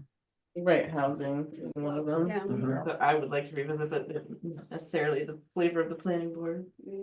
So you're, as far as like three amendments potentially to be discussed would be the slope, the flood and the shoreline? Right, and then the voters can kind of see the logic of where you're going with those. They're implementing the master plan, their recommendations in the master plan. They're not things people have pushed back on already. Yeah, And I really like the examples you gave us. I mean, they're very logical and, yeah, they're good, very good. yeah.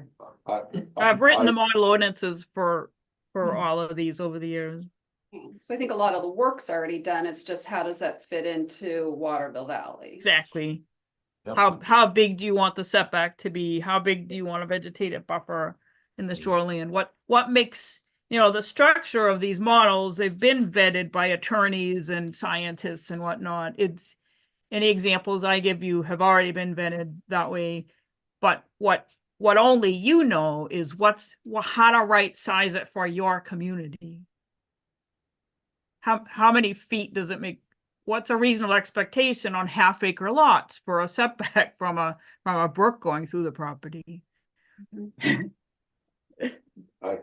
Tara, just a question, and I don't know if it belongs on this list. Had we not talked about including some provisions with regard to noise on our site plan Yes, review? indeed. So the site plan regulation update that I was asked to do this year was just to complete the update that the staff started and didn't complete and add in stormwater. Going through your regulations to actually put meat on the bones because you're missing the substance of site plan regulations is not something we could hurry through this fall while we're doing zoning amendments. That's really a next year project for the board. And I definitely include noise in that. And So- that's how I would see you addressing any noise issues. Okay, so it gets to the question I think that Rob asked, and in terms of priority. Are those closing those gaps in our regulations? Can that be done this year? Zoning, I mean, what's more of a I priority think, for us? I know what I'm gonna do for you this fall on the site plan regulations is wrap up the updates that were already started. That's updates according to state law and the stormwater piece to make that match your subregs. Going through the substance of your site plan regs is a bigger project that I understood was a next year thing for you. Because that's looking at landscaping, lighting, noise. There's a whole bunch of things to put in site plan regulations that you don't have any of the substance in your site plan regs that other towns do. And that's not something you can kind of hurry up and do during zoning amendment season. If you wanted, I mean, I don't know how your next year is gonna look staffing wise. If you end up with more of an admin type person, and need help with something like that, I'm not retiring. I'm just trying to cut down on meeting time and admin and take more project work. So, we could talk about something like that. So don't feel like you need to shift gears from zoning amendments to the site plan regs in order to do that before I'm gone. Okay. So that means we could do site plan in 2025. I would do it for you, or if you decide, I don't know what your earlier conversation worked out with, but I work with North Country Council, training their staff on a bunch of things and partnering on things. So if you ended up hiring them, I could help with the site plan regs through them too. So if you hire somebody else who calls themselves a planning consultant, well, you're on your own with them. But I was North Country Council's planning director for 10 years, and I believe in regional planning. So I'm trying to help them beef up their staff. Okay, understood. Back to the question. The, Yeah, these three recommendations that Well, you know, I think that come up with, I'm sorry, I thought I was speaking. we've got three things that fit under environmental protection. But then we got this C1 and BC, which in my opinion, top of the list. But I think that the three environmental ones, I see, you know, nods of heads to They're say pretty that, important. that we should do it. You're saying? I think so. I guess I feel like in the C1 stuff, you ought to be having some further discussion with the landowner. Not in a rushed way during zoning amendment season. No, but I think you need it, because if you decide you're gonna recommend what I as a planner would like to see, and there's a big pushback from Terrell in the community, you really got nowhere. But if you work with those guys and find a middle ground and can propose something they'll support, I think you have a much better chance. But I think that's a longer process. Yeah, that's a good point. And also, I don't think anybody's gonna be building anything next year.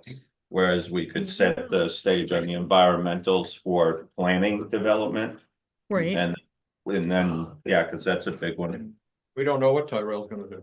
No, but they have said that they would Oh. prioritize the smaller boutique hotel, which would be up against the pond. Until they tell us, we don't Right. know.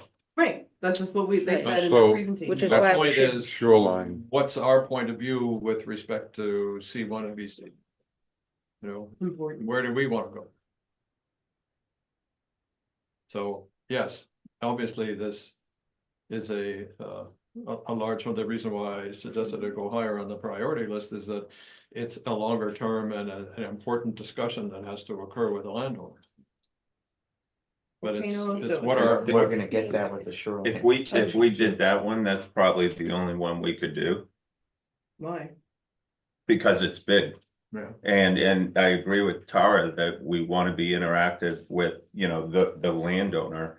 100% needed. Whereas these other three are probably, and they fit a lot of the same concerns. I think we could efficiently, you know, go after those three. And not just, I'm just throwing, you know, mud on the wall to Right. Well, of but- what we Is could this, do. But I think, could we start, because I agree about that whole conversation, the BC to Bill's point, and it is a big conversation. Either is it something on its own that we have a special meeting, or do we just start the process? Because it is going to be a lot of discussions and bringing in different parties potentially. And then, you know, if it goes into next year, it goes into, it might be something that takes a long time to really develop. But I don't know why we couldn't start it now, where versus the environmental pieces, I feel like are, you know, we have shells already in place, and it's just, again, that is a. I think it's gonna be a lot harder to get those through. I think that those are gonna be tough. Through what? Through- Apply to anything. We only have 5 or 6 undeveloped lots in town. Everything else is built. And the Snows Brook is completely encased in its entirety by conservation land or by town greenbelt. There's no Right. development that's going to happen on it. right, We have the Shoreland Protection Act that's protecting 250 feet of the Mad River. And all the land along the Mad River is already developed or town owned and town greenbelt. These are potentially important things, but they don't apply to any developable land. Well, I don't the know, things that but you're that's doing- true, though. Yeah, because also too, depending on what our definite, what the maps what the DES considers, you know, rivers, like I said, I've got one along the side of my property that. One lot. No, but I'm sure other people do too. Like, what is considered? I don't What know. I'm saying is the undeveloped lots where you could put a house, where the setback would apply, there's only 5 or 6 of those left in town. They're Well, hardly- Mark, it would apply to additions and redevelopment and parking areas.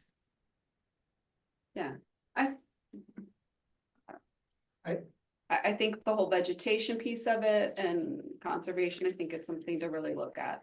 And we'll have public hearings and I mean, Let's you see know. let's see where they are, but I think that it's probably, I mean, it seems to me that the the C1 VC issues is the developable land that you have to consider. That is the major point. And yes, I agree with Tara. You gotta sit down with the property owner and you gotta talk to him, but you're gonna have to talk to him about This, Corcoran Pond as well.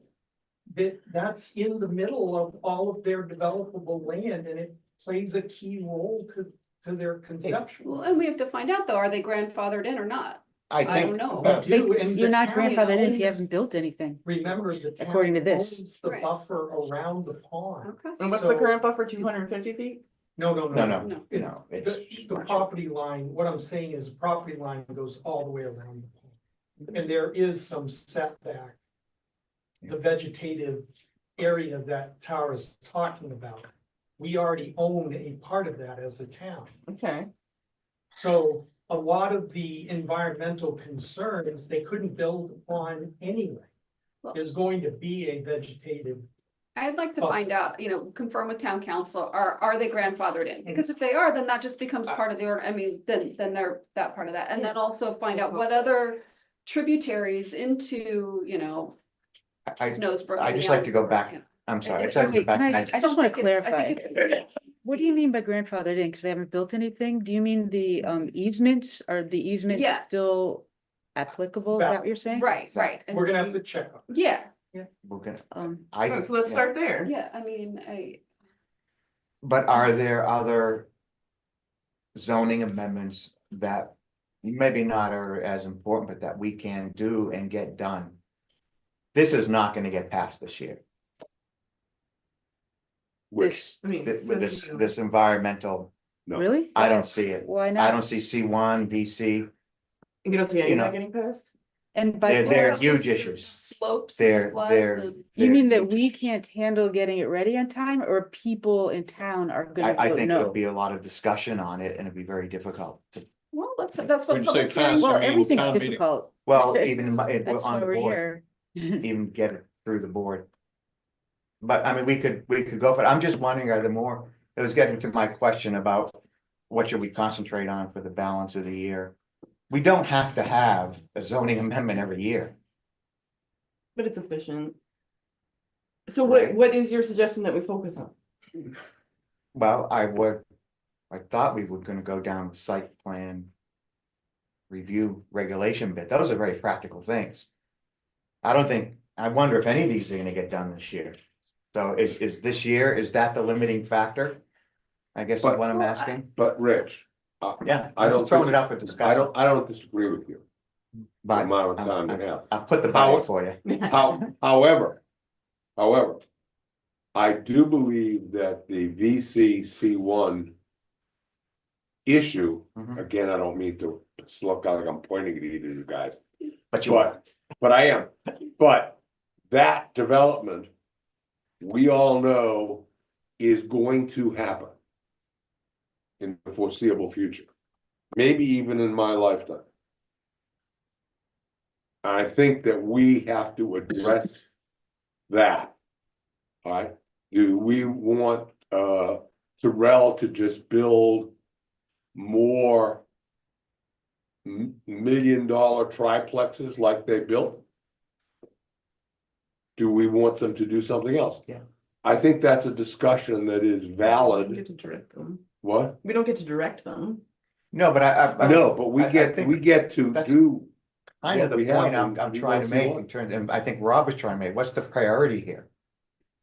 What's the, and to my mind, that is, okay, what practically can we do, and if we can't get it done, but perhaps we get into next year, any of these are gonna be very difficult, I think, to finish work on. And I'd rather do the C1 VC, if we have to pick one big one. That's one big one. Well, I feel like, you know, as far as our work here and discussion, that is that's gonna be more work for us. I feel like these environmental pieces are pretty much done that, I mean, like for the next meeting, if possible, Tara could put a draft together for these for us to look at, and we plug in numbers that are, you know, we feel are comfortable. And then have a public hearing and see, you know, if we then follow the we're- process, I yeah. feel like this these three, the flood, the slope and the shoreline.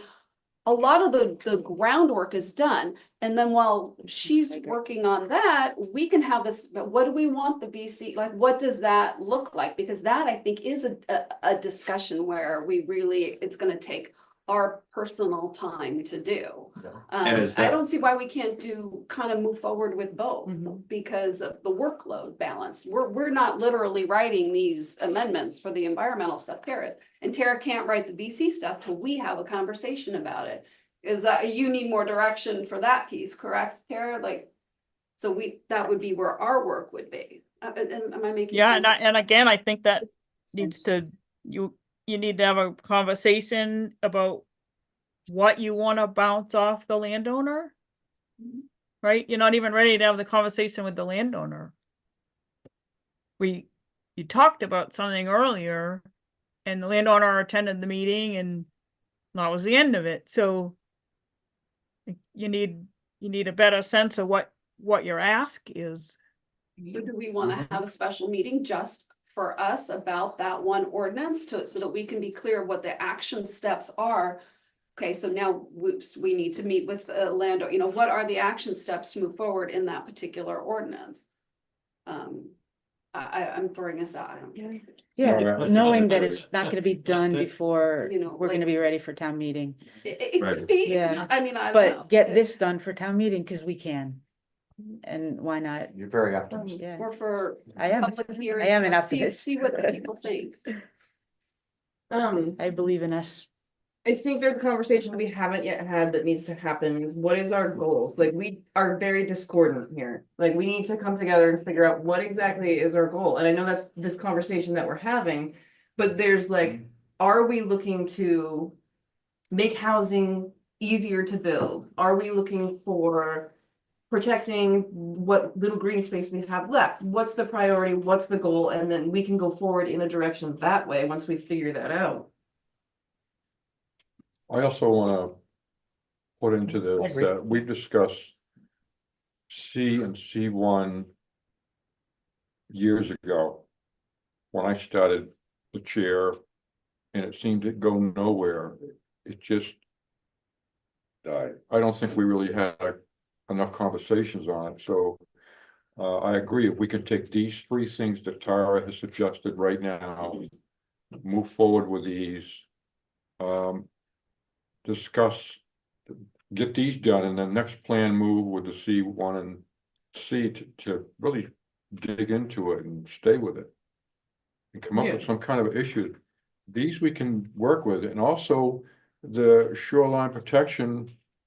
That also comes into building a hotel. I mean, what's considered shoreline at the Corcoran's Pond? How far away can someone build something from the pond? Is the pond an actual shoreline? You know, that's the whole thing that is gonna be an issue, I think. as That's well. my point. That's the kind of thing that I had hoped you'd discuss today, so I had some direction for drafting some amendments, but you seem to That's- still be talking about what to talk about. That's the An hour problem with it. later. Actually, I had a follow-up question, Tara. So we make these regulations and then the developer doesn't really like them. Can they go to the ZBA and get something different? They shouldn't be able to, but you can write them as flexible as you want. You could, instead of requiring a setback, say on the shoreline, and requiring vegetative buffer, you could require a conditional use permit for development on the shoreline that meets certain criteria, like as much as possible is left in natural vegetation, and that there's plantings when ground is disturbed. There are things, it's not an all or nothing. But I can't do anything for you without any direction at all. I can't just make stuff up. And I'm not really hearing Consensus. I don't have any yet. No. I like what Rich brought up, and Rich sits on the select board, so he would know what, he'd have suspicions of what we'll get through there. I mean, maybe it is like, maybe we don't have to have amendments in for this year, but we can prioritize at least, you know, these items for what Tara will do while we still have her. And maybe that's more the, you know, the discussion, you know, how are we gonna utilize her the best while she's here? And maybe all of these move to, you know, a 2025, you know, set of work, rather than rushing it, just to have something out there. And I'm sure that the townspeople would be more than happy not to listen to amendment things, because, you know, a lot of people are, you know, not that, I don't know, just throwing that up. But making more discussion about how do we extract the value Use out of that, and not say we absolutely have to do it. If we progress to a point where we feel comfortable recommending select board, and if we don't, fine, we continue working. Right, Yeah, I right agree there. with that. I think that, yeah, that I don't think you should rush something and it's not something we're happy with, but I do think, you know, that we could be moving. And if it gets Yeah, through. we can if do it- two things you at know, once. That's great too. Right, and to Tara's point earlier, we can have special meetings to hash these out, because clearly we need to work on these things. Right. We have a lot of work to do. Can I just say, so I sort of questioned the impact of the change that when we were talking the other day about the steep slopes amendments, and I do feel like we worked through some of what my challenges were there to, you know, in terms of somebody wants to change their property, whatever, put in a driveway or whatever else. I think we've got a pretty good ordinance in place with what she's written up and what we've taken from, or what she's taken, it was all her work as examples from other towns that have done this. And I think given all of the work that the town's been doing to try to fix roads that we don't, you know, that needed it based on stormwater runoff, and potentially the amount of change that could go on with whatever left, to Mark's point, whatever we have left for developable land. If we can get, at the very least, get that one through this year, I think would be a nice compromise in terms of, we want to show that we're moving in the right direction. There's been some work done on this. I think it looks pretty good. We could share that with the rest of There's already a the draft board. amendment. What's that? You already have a draft amendment. Yeah, it's already there. I think it's fairly simple. I think it's understandable by the town. To Rob's point, like, you know, it was hard last year to get the things through that we wanted to, because people don't really understand that stuff unless they're here listening, coming to the public meetings or whatever else. I think we could take a stab at some of these other ones, but again, to Mark's point, like the impact that they're gonna have might be quite limited. Let's focus on those, and maybe what you were saying, Rich, the site plan revisions, and using Tara's time wisely that we have left. I'm kind of throwing a little bit of a hybrid idea out there. We do have a Well, pretty decent. I was gonna hop in on that too, because Rick, you and Paul, you know, spent time working through this, and the town paid me to work on it, and it's a shame not to even have the board discuss it this morning. Okay. I think we have some items. In other words, I'm thinking, let's push what we have as far as we can. That is, if it doesn't make it through all the way, doesn't mean that it failed. I think we should take what we have, in particular where work has already been done, push it as far as we can to completion, and submit it. Said if we're happy with it. And here- you're talking about the 3 suggestions that Yes, Tara the gave. environmental suggestions. Okay, If we can make that happen. In other words, if we just say, oh, you know, I don't think that can be. Get nowhere. we have to, because Push as this far as you all, can. this all overlaps into the C and C1. It does have some impact on it, yes. Yeah. There's impact on it. It really But- does, so if and we I can get think It's a that question of prioritization. Yeah, and the other matter is that, let's talk about C1 and BC. let's try to make some progress now. And then we have to invite the landowner. to Right, but have we the- need to get past these three right here. Do we go forward with Yeah, these? that's what I just said. My first point And was, then we- C and C1, because we've done this for, when Wendy was chair, I remember, we talked about C and C1. I've been and it around just here with falls you, off the John. cliff. Right, but our first. We've been part of talking about this CUC1 for is 6 what years, we wanna in my say. recollection. Yeah, yeah. So now it's time to do something about it. Yeah, so do we go forward with another little meeting?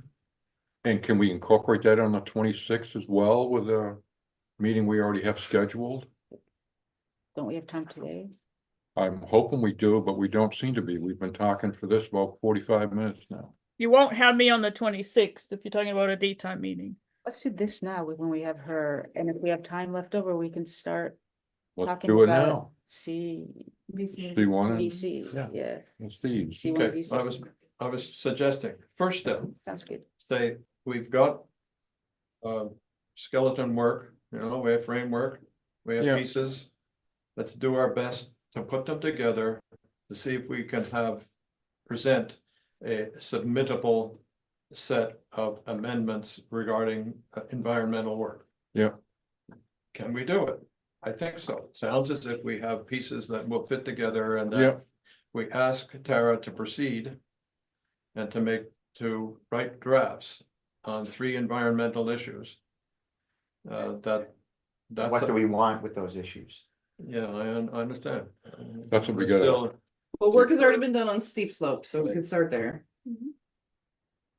Okay, Okay. so that, like, get this done, push it out of the way, but in other words, push it forward as far as we can.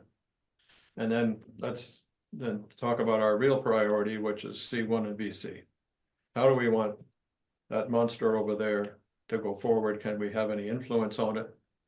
And can we persuade the landowner to think a little bit more the way the planning board does? In other words, get agreement. Mhm. Do we know how to plan what things? No, no, we have to work on that. That's. Well, okay, All right. I can we made vote a on that? suggestion. 'Cause I think we should Do you wanna decide make what we're a, gonna do. do you wanna make a motion? Yeah, the motion is to tackle, the, 3 issues that Tara gave us first and do it now. To give her some, instructions while we then go back and do the VCC1 work. Anyone Okay. wanna? Okay, I'll second that. Anyone, any more discussion? Let's, all in favor? Aye. If we not understanding? Okay, now what are the pieces that Tara Can we needs? get a roll call on the vote, please? Okay, Okay, Okay. let's go back to the vote. aye. Mike? Okay, we'll come back to you. Yes. Nancy?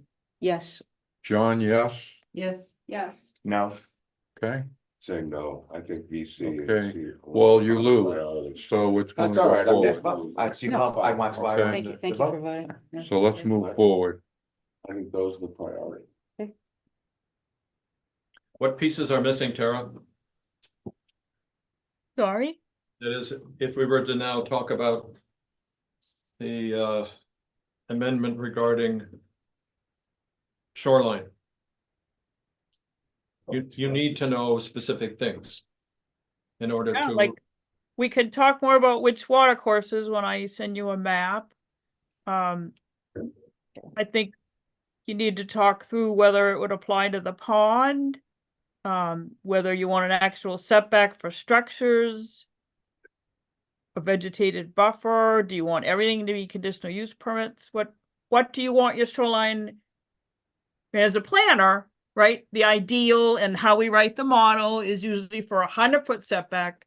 Because the science for decades has shown that 100 feet of natural vegetated buffer and keeping human activity away gets the biggest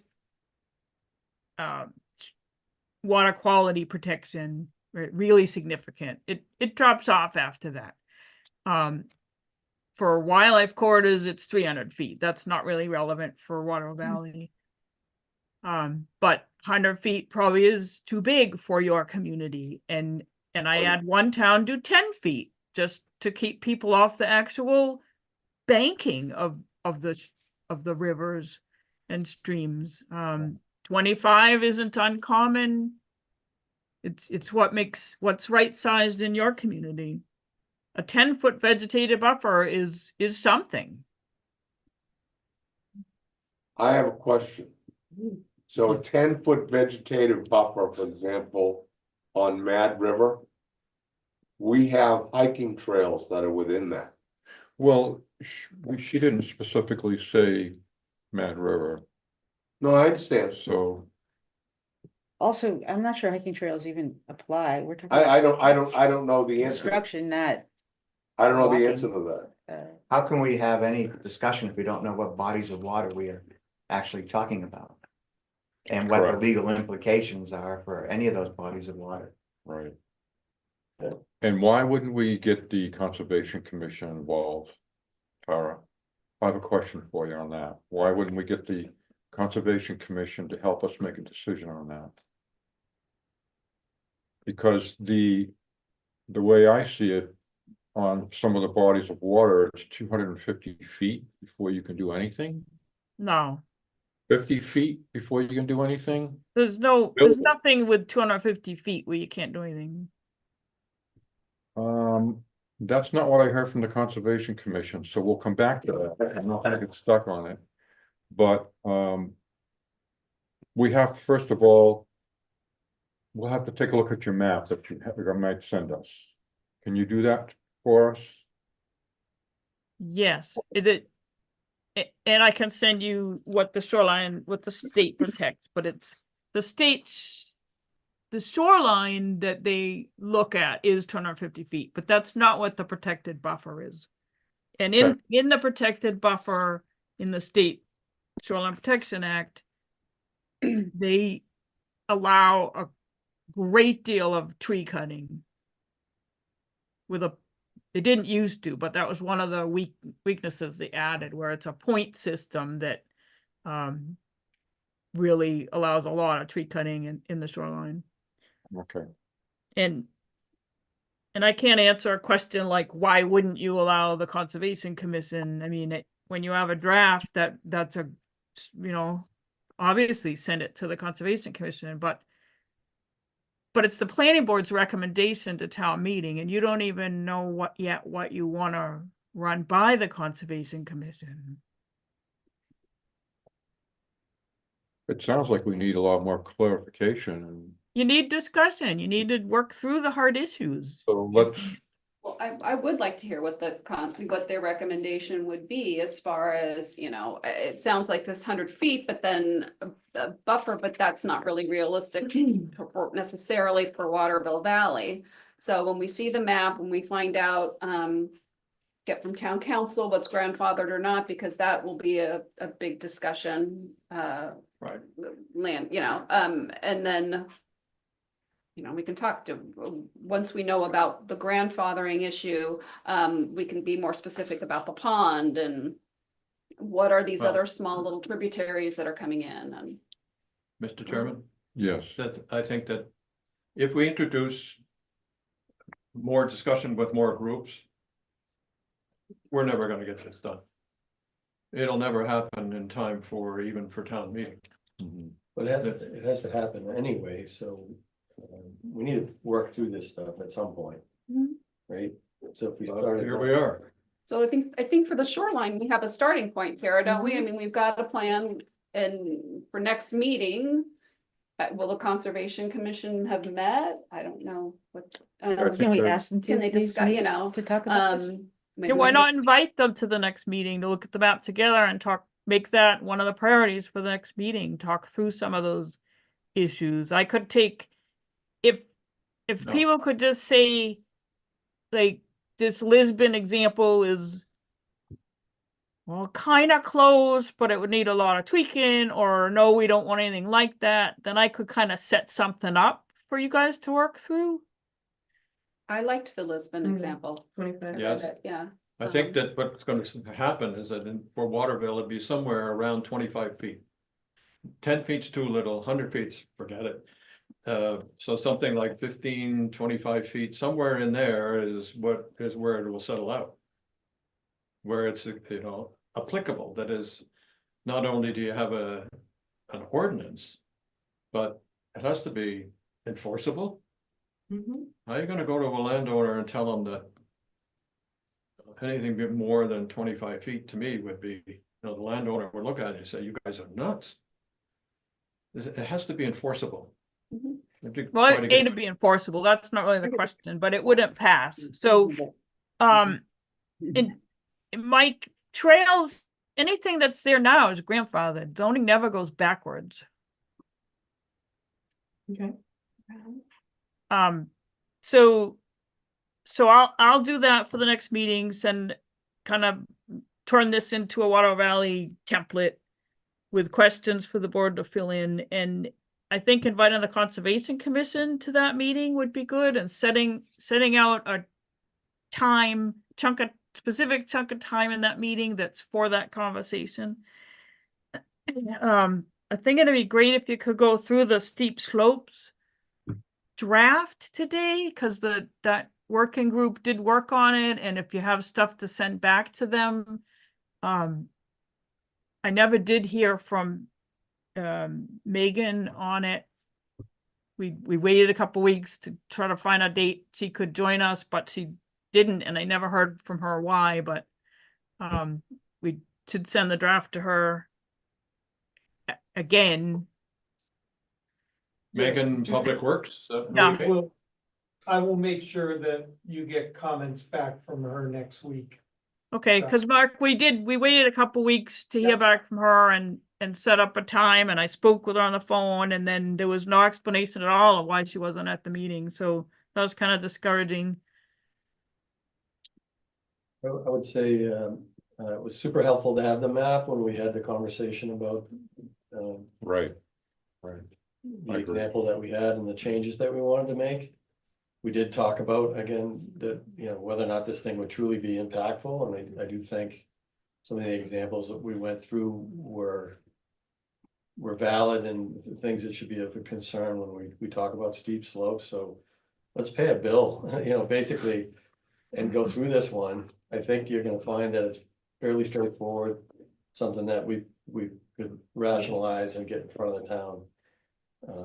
At town meeting and get it. I think it's fine. Pretty easily, yeah. Yeah. Okay, And we'll have one off the list, you know? Yep. So let's make some progress. Who was the committee on the steep slopes? I forget.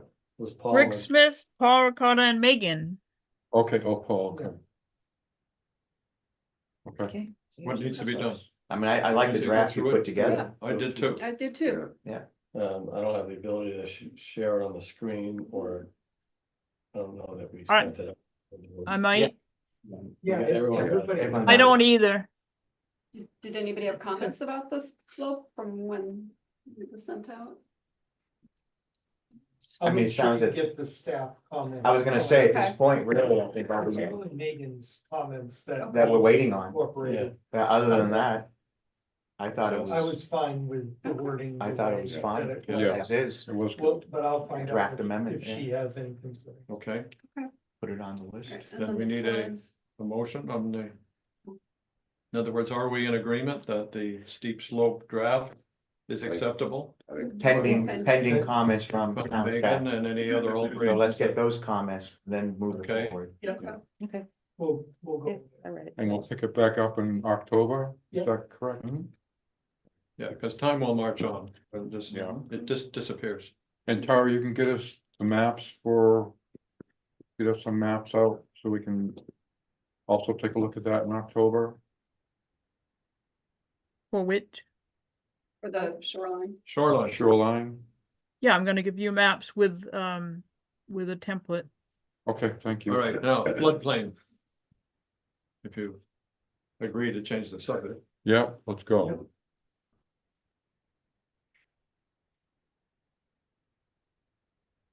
So basically, all you have is the flood insurance requirements that require elevation or floodproofing, but you allow development in the floodplain.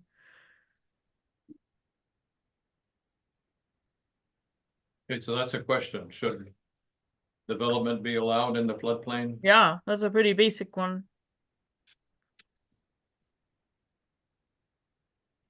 Well, Okay.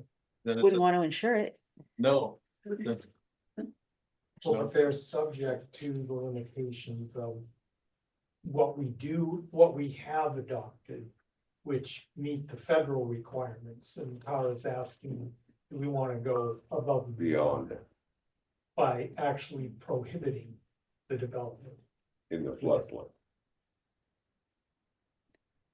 Has anyone ever looked at the flood map for the town of Waterville Valley? yes, Yes, Okay. So most of the development that's going in, this would be regarding redevelopment. Because right. those properties are pretty much developed right along the Mad River River. and Snowsboro. And a good deal of it is in the land that we were talking about earlier, the 13 acres. some of it. That's part, Some of it, that's in yeah, the floodplain, is it Yeah. not? it is, Yeah, Some there's the of it, river somewhere. portion of that parcel. Yeah. But you already have condos and, I mean, you've got a lot of set development that it's gonna be a long time before that gets redeveloped. So I think whatever you adopt is not gonna be really impactful. Sorry, Not gonna be really impactful, woke me up. but it's gonna be done. Mark, is the new map on the town GIS yet, or is that the old one? I believe the new map is on. I will check to make sure that's been updated. Yeah, cause I could put on the screen, but I don't know if it's the right one. Yeah, I think we should check that, Tara, but that, I would not be averse to moving forward. The, draft language of just what do you not wanna have.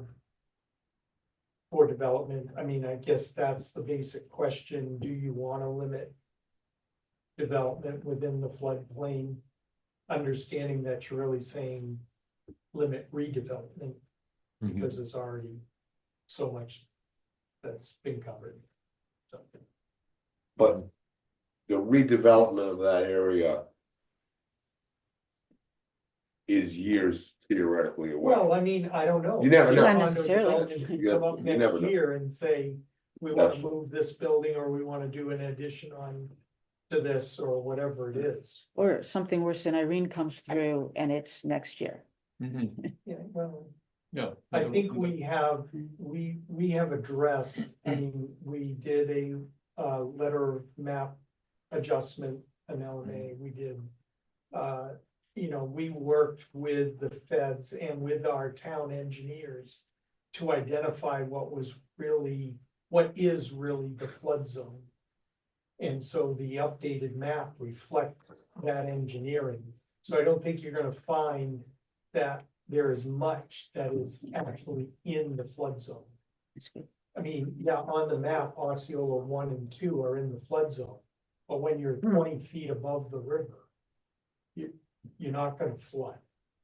Right? For the bank. Because the setback from the river, which is what the map says, has those buildings. In the flood zone, that's what we adjusted out. Because we did an engineering study along the Mad River and said. The Mad River is not gonna come up 20 feet. And flood Osceola townhouses, it's not gonna Right, happen. yeah. So we've done those adjustments, so the map that we have right now is pretty accurate. Okay. As far as the flood zone is concerned. So would it be along the line of this thinking, no further development? Yeah, Then- yeah, however you wanna word it, I That- mean, you okay, word it that's as what no I'm- development, but. But I don't have any problem moving forward with something like that, because. I think it's gonna happen anyway. If the line, All of Snowsbrook that's in the flood zone belongs to the town and is greenbelt. So, other than the path that's there, nothing is ever really gonna happen on it. and you might say the rationalization is that the weather is not going to become more congenial. Yeah. It's evident that it's going in the other direction. And that whatever floods occur will be more severe than what we've experienced previously. Mhm. Therefore, it would make sense to say no further development in the floodplain. I tend to recommend allowing additions and accessory buildings as a conditional use if there's nowhere else on the property to build it. You don't want to take people's Yes, rights away to property that's already there. that's reasonable. Okay. Is that enough guideline to? I don't know. I guess I'll find out at the next meeting when you see a draft. No, just asking if that's. Is that sufficient to make progress on the I don't draft? know. I'm concerned about our little progress you make in one meeting, how we're gonna get to January, but Okay. It's how either- about did you look at Easton's example? What did people think about Easton's example? Theirs is a little stricter than I think it's strict for Very us. strict. Yeah, sorry? yes, think too it's- strict. Too Yeah, strict. me too. It doesn't have those conditional uses in there for, what if it's the only way to build on your property, or what if you already have something there? This I think is the actual original no build model. But it's a no net loss model that I wrote for the state years ago, but I'd like to see it acknowledge that there's already some development there. So I could take this and do that with it. What board should make those decisions? Zoning board, planning board, conservation commission? Planning board. Well, I think the planning board's responsibility is the zonings. I think it's the Zoning, planning board's responsibility. Would it not come in a site plan review? Karen? No, it could be a home. I see, right, thank you. Yeah. That'd be a building permit issue. Well, if it's a conditional use permit, they have to come to some board. So Right. that the board can determine, oh, yeah, you're right, I see that that's the only place it could go. And it's a little bit subjective, right? Because well, it could possibly go somewhere else, but is it practical? And anything that's subjective should go to a board, not a zoning officer.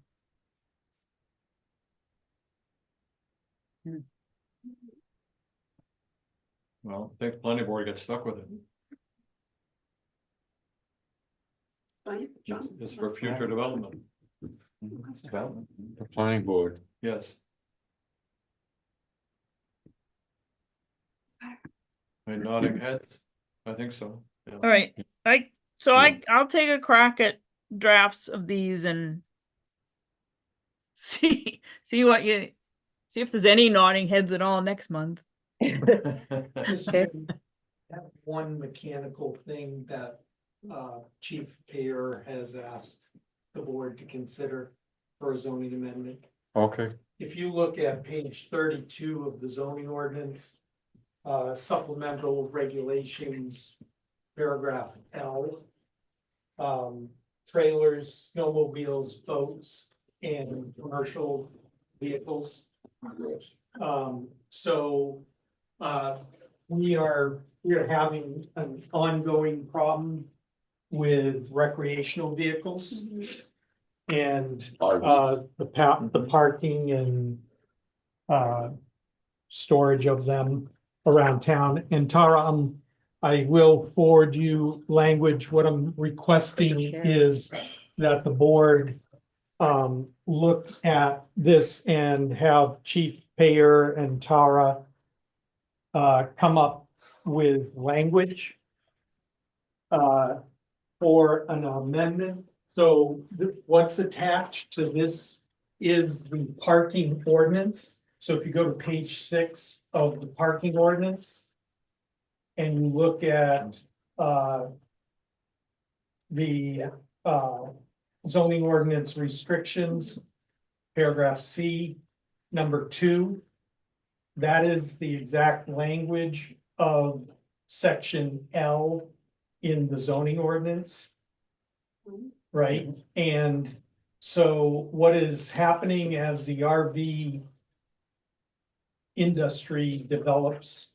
There are a lot of questions between what is a privately owned vehicle, like just a regular car, truck, or whatever, and what is an RV. It's really a line that's been blurred with the use of conversion vans and other things.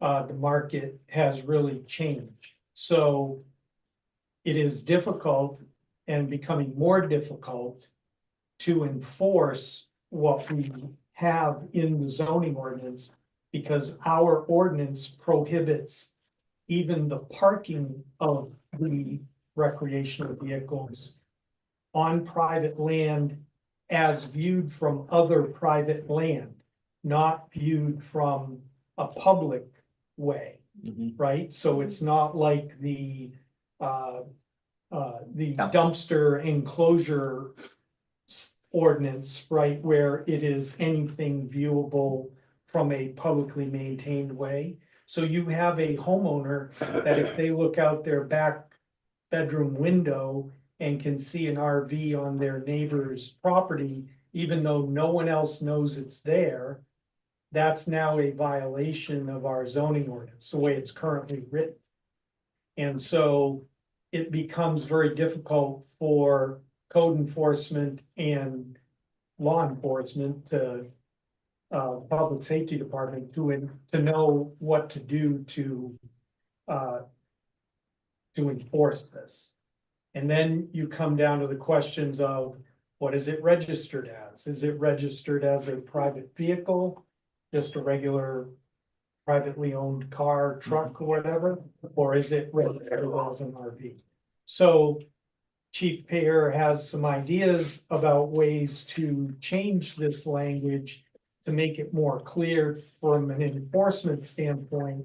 We'd like to have him talk to Tara about making the change. And what we would propose is maybe changing the language in the zoning ordinance to refer to the parking ordinance, or change it in both places. So we'd like to have that conversation and bring back language in October for you to consider to move forward as a zoning ordinance. Is there any, I know you got a lot of other things on your plate, but do you think you can handle this? I think it's a great zoning amendment. It's practical Yeah, I mean, it's Potentially very something he's doable. dealing with. and it's It's happening happening, now, right? Yeah, We'd better do this. Like everything else, right? Tara, are you okay taking that on? Sure. Now, is the intention Maybe to, just send me an email with what you just handed out and copy the chief so I can set up a meeting. Yeah, he's already drafted up some language that he wants to go over with you. Just connect us by email. Good. Will do. Your my question. question is the intention to define what an RV is, so that Yeah. if there's an RV there, that enforcement can say, you're not allowed to park it like that. So just generally, right now, he's looking at defining RVs the way DMV defines RVs, because that makes it very easy from a code enforcement standpoint. Agreed? And to consider using the same language that we use for the dumpster enclosures, so that the zoning restrictions on the parking of the RVs relates to the publicly maintained ways and not to private property. Because when you do it to private property, you involve, condo association and their agreements and Yeah. everything else. So there's a lot to consider on. So the language that Chief has come up with right now tentatively is to make it the same as the language in our dumpster ordinance, and that it's viewable from a public way. So that would be the sidewalks, the trails, the the roads, that sort of thing. So the HOAs are gonna have some fun. with it. Well, the HOAs have their own restrictions and then it's a civil matter between those owners, but it's really private property. And to have our PD and our code enforcement office it's very difficult for them to go onto condo association's property to enforce a town ordinance that might not be against their HOA or their condo. So if documents, someone were right? to park their RV behind the house or Yeah. whatever, like, let's say it's behind the house, so Yeah. it's not visible from the road or whatever, Yeah. it's behind the house. But your neighbor now can see it in their Yeah. backyard. That is what we were, so Right that would be now, allowed, under- or no, that would not be allowed either still. Well, that's what we gotta discuss. Right, Do you want it to because- be allowed or not allowed? Right, because now you've yeah. got this person's backyard is looking at somebody's RV in their But back. right now, Right, under right. this ordinance, that person Right. who can see the RV can call the Right. PD or call Right. public safety, Right. code enforcement and say, So you're I saying can see the RV. he's saying both, or he's saying it would be one or the other? He would prefer one or the other. Right, instead of, so now you're, okay, Right now, why can't it be, well, okay. right now it is both. Right now it's whether it's a public Town way or a maintained. Okay, private you lane. can, okay. Why, and a why is private that, property. why is that bad? I'm just. Well, let's have this conversation when he comes up with language Okay, for the change. I don't wanna get too far in the no, no, weeds, no, that's but fine, it's very I'll go difficult. away, that's good. It is becoming more and more difficult.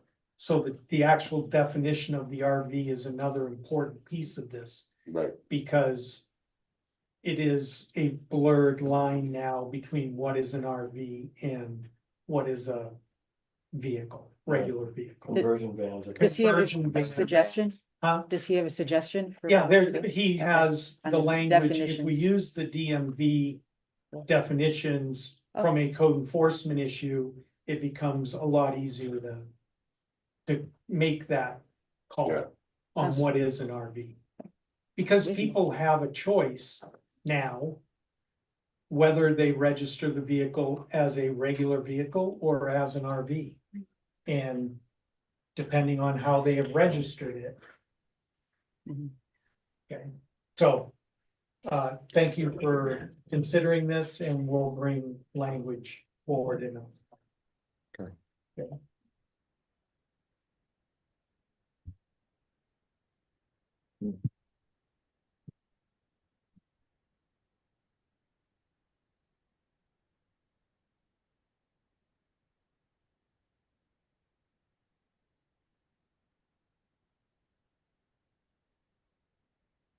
so, Planning board, full-time occupation.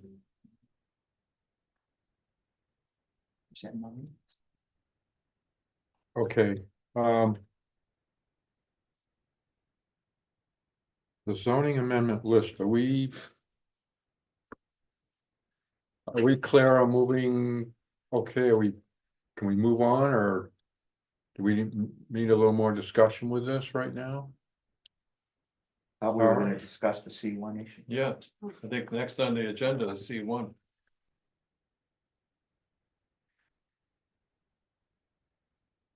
Yes or no? What agenda do you have Well, that was the motion for today? that was agreed to. Wasn't it? Yeah, Yeah, he was. For yeah, today? Well, the motion we're that gonna was discuss approved, how to attack it. right, Right. do the environmental Yeah. and then Talk do to the the C1 and have that discussion. Today, yeah. That was the vote we took, wasn't it? Yeah, because he looks So so pretty move forward. administrative. So with C1 though, do we need to have a discussion with the Or land? Tara Yeah, with, saying, you know. Yeah, we're not even ready for that, is what she had said. Yeah. I'm just- Okay. I think we should focus on how we're gonna go about dealing with what is a huge issue, rather than trying to solve it. Well, yeah, we here can't. today. Yeah, take it. no, but I think Yeah. that's the Let's discussion get our that arms Tara around it. wants us to have. Am I Five things we need. to am I do. right, Tara? Are you looking for that discussion? So you've talked in the past and we've recommended in trying to have a vibrant downtown that you eliminate single family and two family from the VC. That's something the planning board's gone round and round on. And then we talked in terms of housing too, about not allowing residential units on the ground floor so that the C1 is used for commercial development, not. So it would seem like we talked about that in the survey results that we did in the Housing Opportunity Program grant. And the landowner expressed concern about being able to get a developer if there were additional constraints like that on the property. And the planning board just said, okay. So I think the planning board needs to decide what your goals are. And then have a meeting with the property owner to see if there's some middle ground. If you just met with Terrell now, you're just gonna see another presentation of their concept plan. So what you're saying, Tara, is we should be discussing whether we want to move forward with what we were, where we were going when we dropped the conversation. Yeah, how do you feel about single and two family in the VC? still How wanna do you move. feel about residential development on the ground floor in the C1? Find some consensus among the board, then meet with those guys to see where there's maybe some middle ground. Bill, What did Tyrell have to say about restriction of residential dwellings on the ground floor, the main floor? Did he object to that? Yes.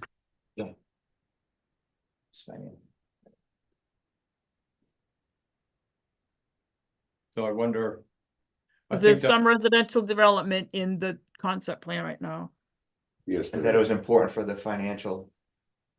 Being able to get the financial right, in order to arrangements get, for everything else. right. Correct. So they say, That was Correct. his reaction to our initial foray. yeah. So do we want to still make that foray, I think is the question in front of us. Well, that's the definition of C1, is it not? That's commercial. But we allow multifamily units to be built in commercial. Yeah. That's I always. still been think that the emphasis should be commercial. That's at least my opinion.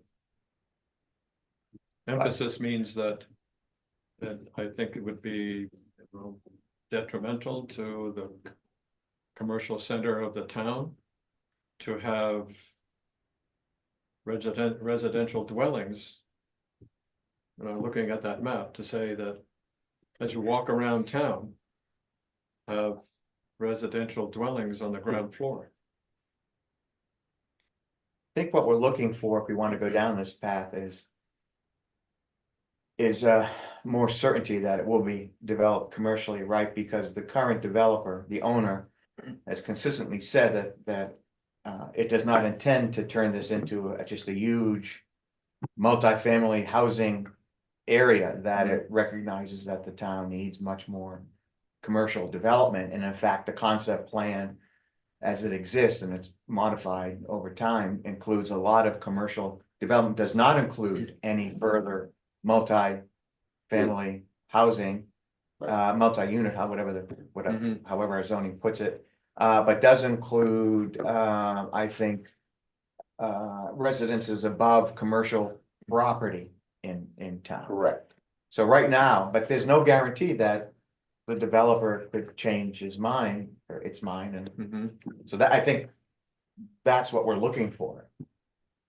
The other, when they presented this, one of the other big kerfuffles, or whatever you want to call it, was the garages that he was proposing. Oh, the parking garages. I'm sorry, parking. Yeah, Parking garage. The Multi-story structure, right. Parking, yeah.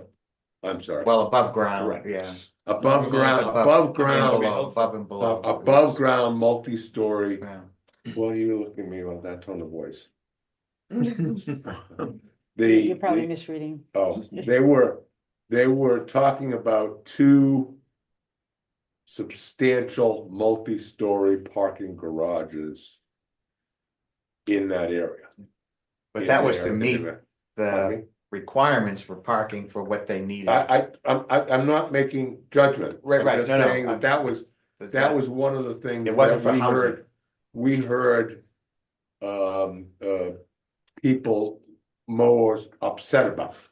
So you're saying that you're suggesting that we add that as a third issue, which is basically parking structures. Not just the two that we're planning on talking about, the ground floor development in C1 and the. I suppose, Go- yeah. go- housing.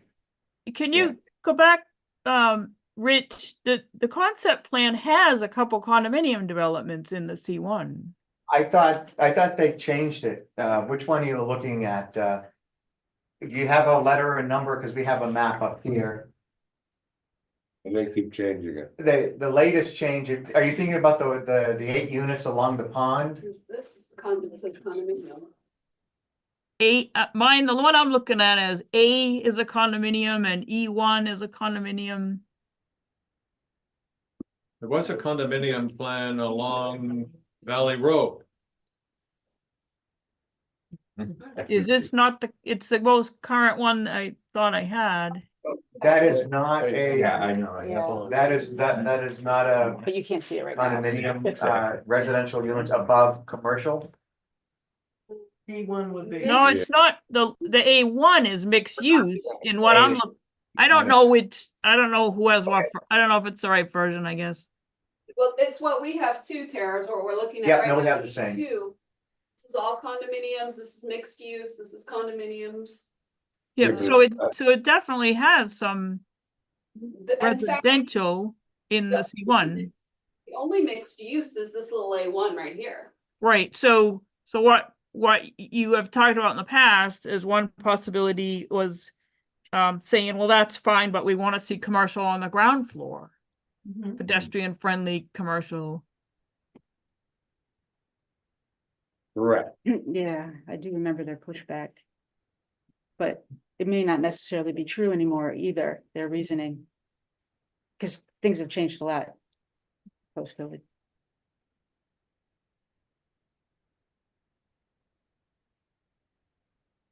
Well, I was, What, that Yeah, wasn't gonna be like a condo hotel, Which one? the A. I thought it was a condo What does it say? hotel. No, B is a straight up hotel. Right, mixed To me, use mixed condo use is what it means- says. condo and commercial. right, but Yes. I don't see. the A, we're talking about A. Straight up. Yeah, it just condominium, says there's no mixed use commercial. condo. It doesn't say condo hotel. Boutique Well, I thought that's what they commercial. were. But I thought that I don't the, You know what? Why don't we ask for the most updated plan they That would be had? helpful if we're Yeah. discussing.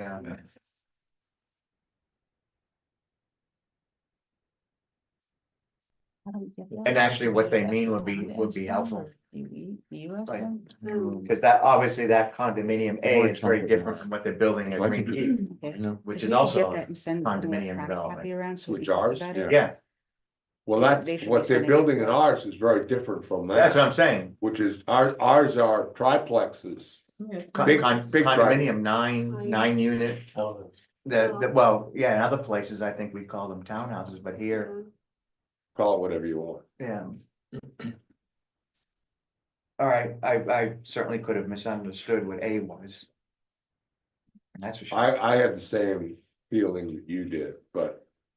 You know, it changes. You know, daily. Whenever they change it. Yeah. so why don't I do this? Why don't I just touch base with James or Mark and see if we can get an updated conceptual map of this plan. Yeah, it'd be good to get an electronic version. so We really need to see it. think But about it as still well. raises I mean, we still have to decide the question whether we want to go down this path. Whatever the current structure, whatever, Right, regardless of that. regardless of Yeah. of what their intent Well, is, we're what's trying to ours? find the bottom, Yeah, but our bottom line here. Isn't this what we've always been doing with the C and C1 and all that? Is, well, we'll take a look at it later and. No, I'm not saying take a lot, I'm saying make the decision now. Right, Oh, I regardless of see. what their Oh, intentions I are, see. what's our priority? Whatever they're gonna build there, we don't wanna see, I well, see. basically, we were saying, we would like to see it commercial or mixed use. Yeah, we we need don't- to firm up what we think. yeah, Yeah. I think the point is, if it's a mixed use building Where, that we wish to have commercial on the ground floor. That's you've always a normal thing that you would see, right? Well, so to say, we're trying to determine our priorities. Right, Is it our priority to say that in the case of mixed-use buildings, that we wish to have commercial on the ground floor? That's our desire. yeah, Well, what we had talked about in the past. For C1 is not allowing residential units on the ground floor. right, Right, Okay? yeah. What I But just said. like Yeah, Tara And I said, think we that all means agree it'll with just be, Yeah. like most condos, it'll be their gym, their swimming pool, their offices, maybe a meeting room, nothing open to the public. So it wouldn't be really. So it wouldn't be commercial, Commercial. it would just be Okay, what's the definition of non-residential. So commercial? non-residential is eating list to us. Hmm, That's a good point. The commercial is open to the public and generally intended to create commerce. well, a gym that is exclusively for the apartment building or whatever. Is not a commercial property. Yeah, that's what she said. We just said that, yeah, Right. but I think I would also, like, I wouldn't exclude nonprofits or whatever. But so I think the open to the public is probably the most. Maybe, I don't know. We'll have to Well, that's think how, about it. that's how Tara, right? Yeah, that described is it. how Tara Mhm. did it, Open to the general public. yeah. Mm-hmm. Okay. A certain percentage of ground floor be businesses that are open to the general public.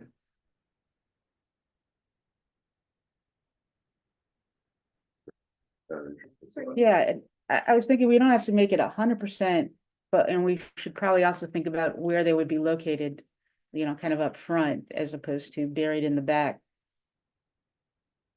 You know, I don't Yes, know, but- we'll have to think about that. They're just issues to Conceptually, think yeah. about. I think you're right about that, that conceptually you want commercial to be exposed to the street. Which street? Well, The front of the okay, building. public traffic. Yeah, there you go. Yeah. I don't think many people would want to live in a condo or apartment, whatever. Next to like Jugtown, they'd want to be above it. Great, yeah. Be above it. Sorry. Which is now, well. Well, that was the model. Yeah. That was the Yes. intent back in the day, but that was for the workforce housing, Yeah, right? yeah, And theoretically. Theoretically, all the upper levels. were- Which no longer is no longer for workforce housing. No. And, you know. We have to recognize that. I don't know how many acres that is. It's gotta be at least 17. 17, 18 acres, 20 acres. That's a huge amount of property in Waterville Valley. Mhm. When we talk about, when we talk about I think altogether it's 50, what, oh yeah, that, the town, no, 500, 500, yes. probably this, Oh, but the town core, yes. yeah, I think it's like 50-50. Right. I mean, it's 35% of the whole area. I mean, they're not gonna let that sit there fallow for an extended period of No, time. I'd say not much longer. I'm sorry, did you bring Just a question of money. structures? Um, Parking at all? yes, Discuss yeah, I that did, later. What did I say? yeah, kind of Mike's third item idea. If you look up there at the gray structures, I believe. I believe those are 3-story above ground. I could be wrong about the 3-story, but those are above ground parking garages. There was gonna be- And do we want, as a group, do we want to include anything in reference to parking structures as far as, you know, how many below, how many spaces below, above, that kind of a thing, you know? Yes, Something to look at. I think so. Their conceptual was to put 1 underground and 2 above. Right. Will we start moving into our parking regulations then? Yeah, Yeah, we were Then having because of the everything over expense, the right, it's place. expensive to go down, you know, so. Well, they can't, I'm sorry to interrupt, but James talked to me a little bit about. The feasibility with the groundwater and everything else in this, and rock and whatever we've got underneath us. yeah. Going underground more than one level is probably not gonna happen. Not gonna happen. I mean, that's not. no pun intended, written in stone, but. Yeah. That's why they designed it the way they did. But one level was doable though, or is that your I impression? think He said something about one level, but Okay. yeah, I don't. I think it's wanna- like a half level or something and with another Okay. one. Very brief conversation about, I asked them, did they look into? it? Yeah. But Yeah, there still might be he- other issues. I mean, you know, we've all been to really terrible parking structures and really good ones, so I think we want good ones, right? I don't want any. I mean, I- well, So That's, using the GIS You mean as map, when opposed you to look at what giant Tyrell parking owns, lots? it's 30.58, give or take acres. 30. The whole thing, but that includes, which won't It exist. includes all the parcels of land that they own in this area. right, that include Green Peak. Probably, except they How many don't, And then what more are they gonna do? they don't know that anymore. Say it Oh, again. that's finally ended. 30.58 acres. Is that on the other side of Village, everything? Well, North of it- Village, that- basically. It's at least 15 acres, I mean, Well, we walk through there all the That's time. the area. It's at least 15 acres. The whole- Yeah, so like. You're Here, including that, right? here, all this, not this, Yeah. not this. Okay, And It's, they don't own these. but the area we're talking about is a subset in the middle, yeah, basically. Yeah, town square. Yeah. Over here. you're talking a minimum And of that. 15 acres. Did they talk about putting any parking underneath each of the buildings? Like, since they can go down one level, They just didn't- asking. I don't know, it does seem to me we're kind of getting away from what I'm we just were. wondering. Yeah. We were talking about multi-unit housing, I mean, parking's a whole other can of worms. I apologize, but I the think only we reason should I add it. brought, the only reason I brought it up is that when we had the discussion, one of the things that people were most vocal about was the garages. And, you know. Well, that's true, but I think the point they were making is in order to have the commercial development density, they needed to have. I understand, wait a minute. Plus the easements for I've the been others. involved in enough, So I'm just saying, it's a can, if we go down that, it's a really Yeah, parking is huge separate. issue. And- Yes, it's a Mhm. third. thing. Right, and we're still trying to wrestle with the. Yeah, and if we could, With the if we housing order part. these, let's order it third. But I think what Tara had asked us to do is to define our position on residential Right, and mixed-use buildings. Yes. do So we the still cons- think the yeah. way we did Yes, when we dropped it? The consensus seems to be that. In mixed use buildings, the ground floor development should be businesses open to the general public in a certain percentage. you want to take a stab at the percentage? No, I have no idea what it would be. say that again, So in the case of mixed use buildings, the Yeah. ground floor development should be businesses open to the general public. In a certain percentage. Jugtown.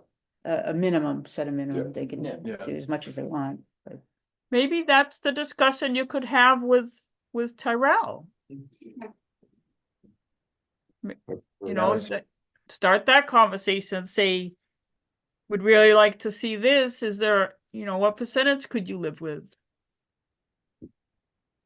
What percentage would you not oppose? So, John, can I ask or make a comment or whatever? Yes, you can, Rick. So, I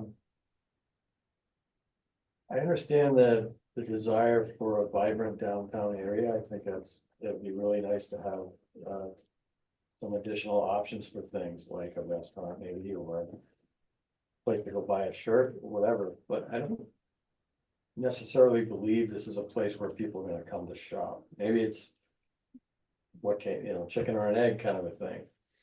But our current businesses, we have a pretty nice place here, I think would offer up that they struggle. Certainly during certain times of the year, Now, right now is a great example. How much do we wanna force them to, to adhere to a model like this or zoning like this where we require them to have commercial presence there? We might see a lot of empty storefronts because people just can't, have a business that survives in this environment. Again, it's a chicken or the egg thing. if you build it, they will come kind of a deal, and maybe that's the way it's gonna work with a new gondola and options to do things at the mountain during the summer. 2 new hotels, yeah. Yeah, you don't, our hotels aren't full today. I think Tim would argue with me that they are, but you walk around and look, not just during the shoulder seasons, but in some of the busier times of the year, they're empty. I'm worried about that we're forcing, like, this plan came about because of the way we have it zoned. The question is, hey, you guys, if we made some changes to this to allow for some commercial development, create some options there, what would you do differently? And whether or not that's something that we would want. I said it earlier, I don't like the idea of parking garages out there. I don't think that's what I want to be looking at. They don't have a lot of options, so we're forcing them into a design or a proposed, concept here that meets what we believe to be our goal. Yeah, how much are they leading us and how much are we leading them? Yeah, so I think Tara's point about, like, we gotta get in a room with these guys and talk about what are really our priorities? We wanna put a gondola in here because we wanna utilize that mountain a little bit more. And it would drive additional business. Okay, what's that business mean? Is it more shops that people, Store-oriented. Gucci and whatever else? I don't think that's, what we're gonna see here. But something that would work for everybody and provide a service and a value of our visitors to the valley. It's not the 600 residents or whatever, it's really the thousands of people that come here on a regular basis. Have you all, sorry, have you all seen my, I mean, I copied the planning board on my review of that concept plan that I did with the housing opportunity grant. I have to go back and look at Yeah. that. That maybe gives you a little bit of guidance too on some of these issues. Tara, when would that have been, just so I can go find It was dated June 27th.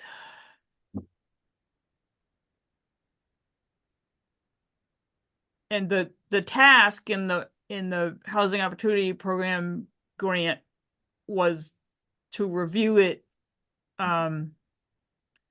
really for them. So it was sent to James Sununu, but I copied Mark and the planning board. So that should have all gone, you should have all had it in your July meeting packet. It went to the chair on June 27th. So I know that was a rant like about maybe a little bit more about my personal feelings about this, but I totally agree. We gotta get together with these guys and talk about that. So Essential. do we, you want me to invite them for October? Yeah, the sooner we start talking to them, I think the Or should better. it be a special meeting?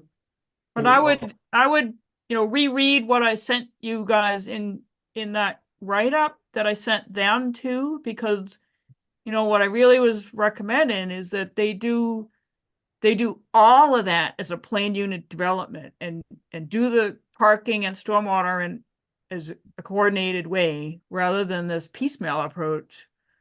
And Yeah, I have email that would- dated 6. doing that plan unit development review would be the planning board's opportunity to weigh in on things like, well, we'd rather the parking look like this and it'll be over here. Yeah.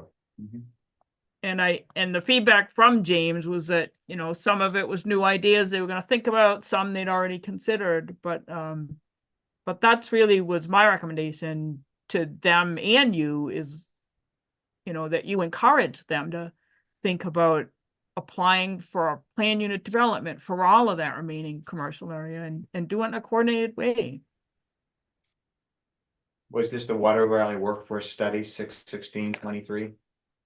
No, this is my review comments dated June 27th, 2023. I don't know that either. And it's Oh. on the concept plan that we're all looking at and talking about right now. I can forward that to people. Okay. Let's So it just should have been in the redistribute. board's packets at the July meeting, because it was correspondence to the board. And I assumed you'd seen it.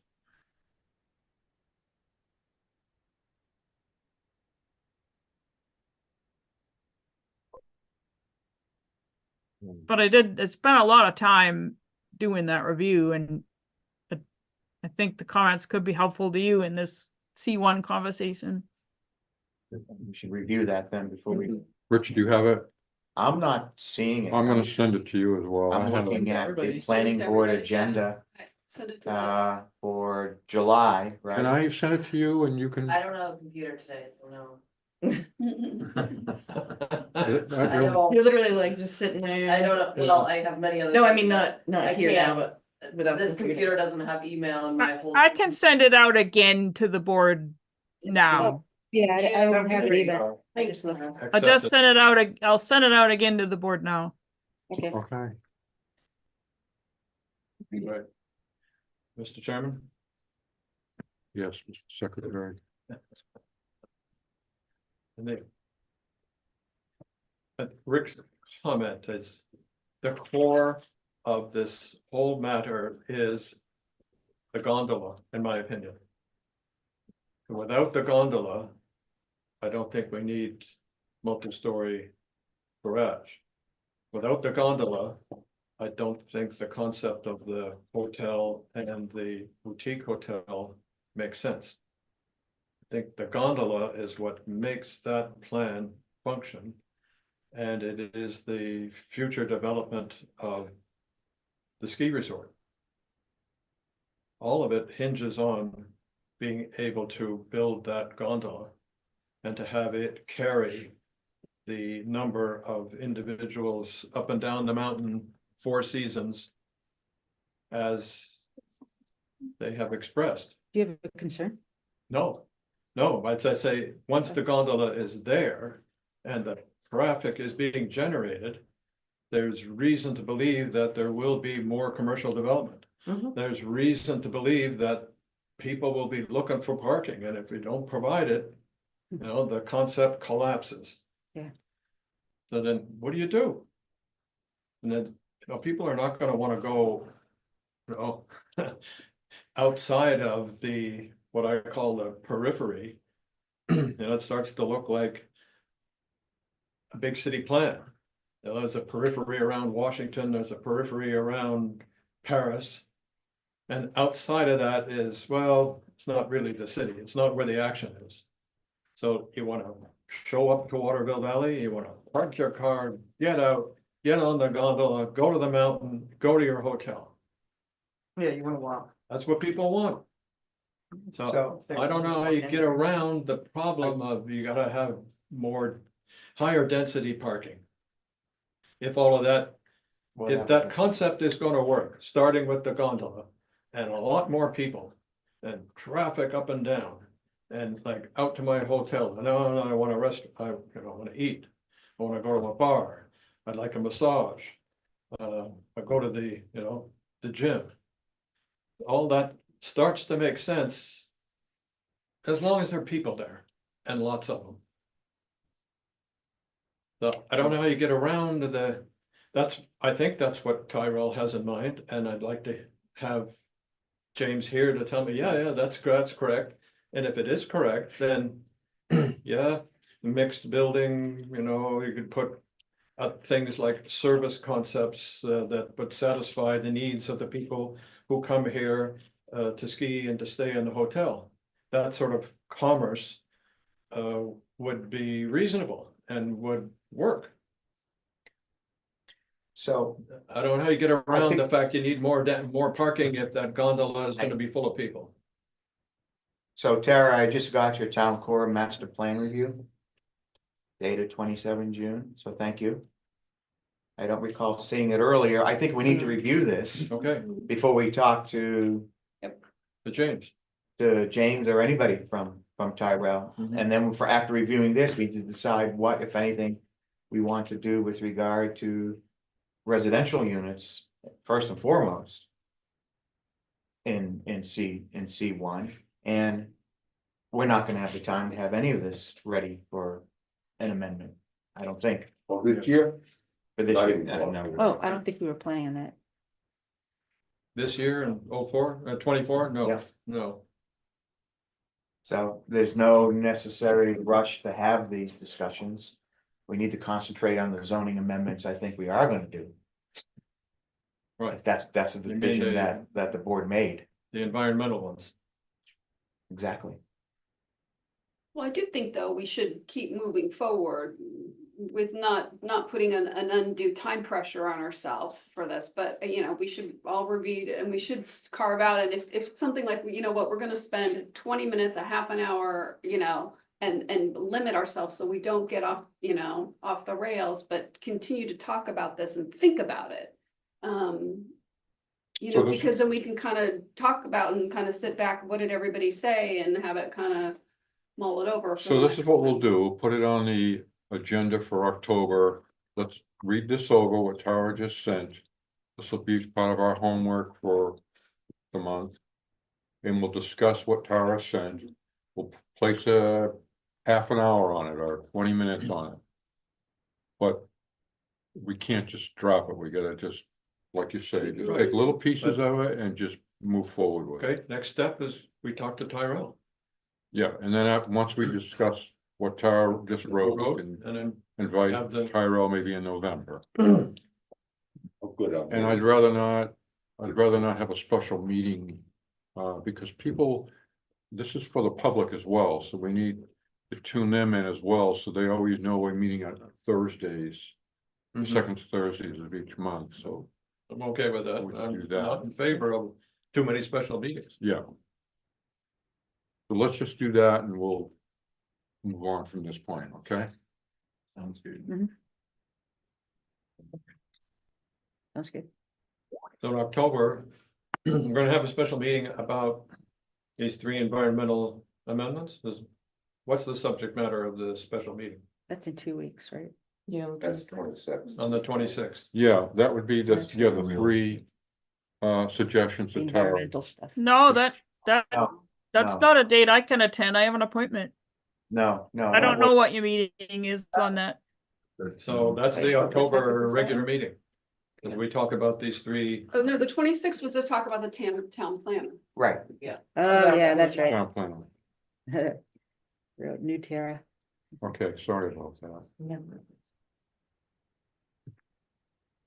tell me again, Catherine. For the town planner, what we want to do. you, Rick and I Post are Terra. the working group, we gotta meet before that to come up with recommendations Recommendations for, for this, on we the do our due 26th. diligence. right. For Well, recommendation on the hopefully a 26th. draft RFP or RFQ, That's right. That's right. Hopefully, Okay, Q. oh, I got that. messed up. so the next meeting, the only other meeting you have after that is the Okay, so next one's the regular October. meeting. October, we talk about these 3 environmental ordinances, and in November, Well, we talk about, and this too, the park, the RV.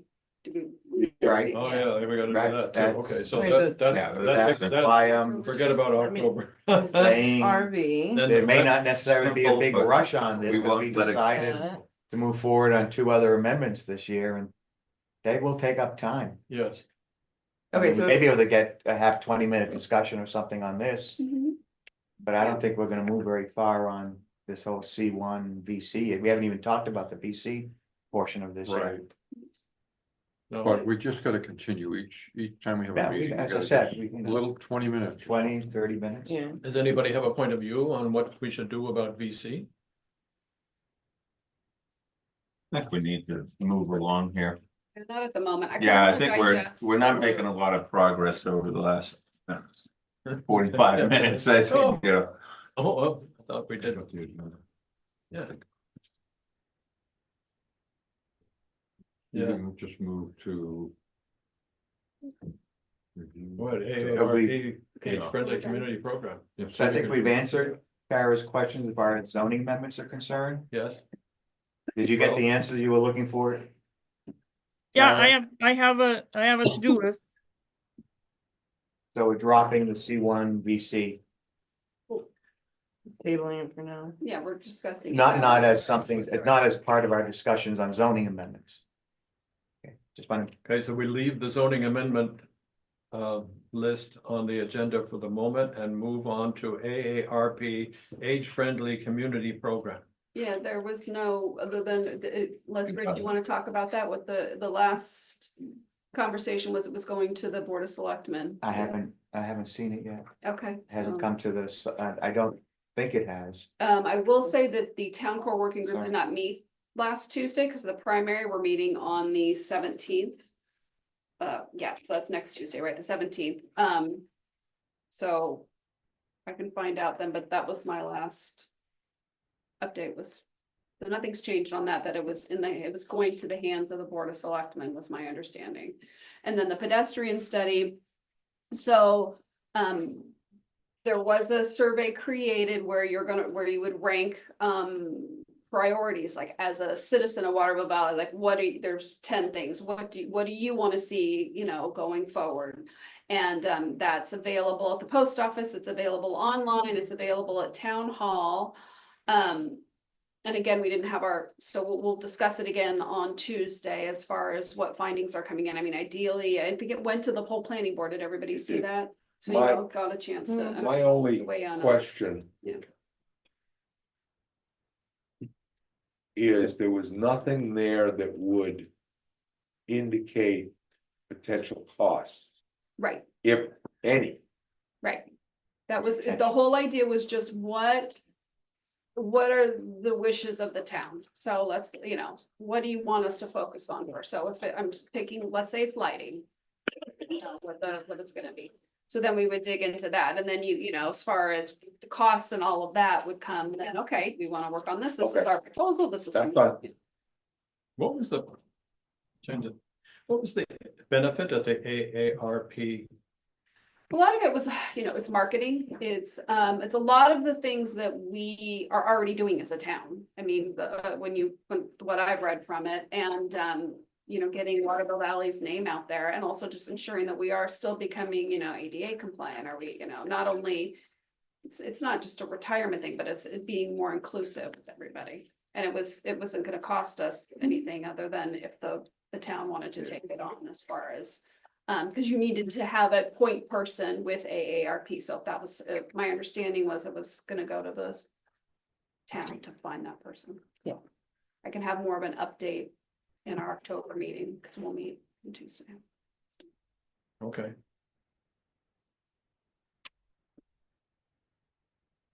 Right, so Next that, is the pedestrian study. pardon, Next on the agenda is, I kind of comboed those, so that was the pedestrians, yeah, Okay. they were under the noise ordinance letter. Discussion.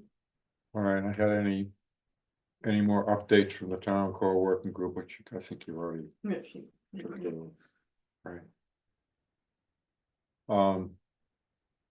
The noise ordinance letter discussion, we talked about that last meeting and tabled it. We went on for like 45 minutes, so it was worthy of discussing more. And where we want to go with it. For the select. board. We're still waiting for a response, yes. Yeah. Were we gonna include that in the site plan review? That was, I thought, where we ended that, so that's kind of part of that whole site plan review discussion. Well, there were, Kara responded to the proposed amendment. And what the planning board could consider with regard to the proposed amendment. That was on a 6 August email. And it was included in I believe the planning board agenda for August for comments. And I think it was Parith. That's what we spoke about, right? Mm-hmm. And on- Yeah. yeah, Wait, Rich, are you saying it's an email or just in the? It was an attachment it was an email from Tara to all of us, but it also was an attachment to the planning board agenda for last 6 August. Okay. And we used that to discuss it. Was it 45 minutes? I don't remember. Yeah, it was a while. And I had asked at the time if we can come to some resolution to answer the select board, but the board decided to defer that decision until this meeting. Mhm. So that's where we left it off. So the question at hand is, do we want to amend our noise ordinance in response to this letter? Like, has it raised any new concerns for us? Well, if you look at para 3 of of Tara's email to us, she does lay out. A possible planning board action that you. Could say that to the select board that you're going to be looking at. As a means to get at the noise issue. I think she had a couple other. Planning board. Possibilities is that's what the select board was asking, given this. Request from a resident for an amendment and what this resident wrote. There are things in there that the planning board could take up. Is there anything there you guys would like to take up? Can I, Yeah, please, go ahead, Tara. so, I was asked to respond to the letter and then the revised letter and Mhm. I did use language of like one thing you might consider. And I probably should have been clearer that I wasn't necessarily recommending those. If I was asked for a recommended course, it would be to look at noise when you add more substance to your site plan regulations next year.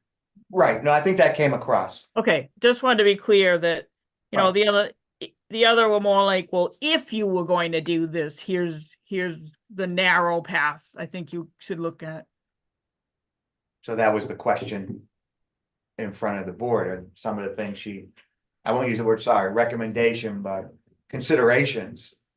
That Tara put forward. Does the board want to? Pursue these at all, and to let the select board know whether or not there is.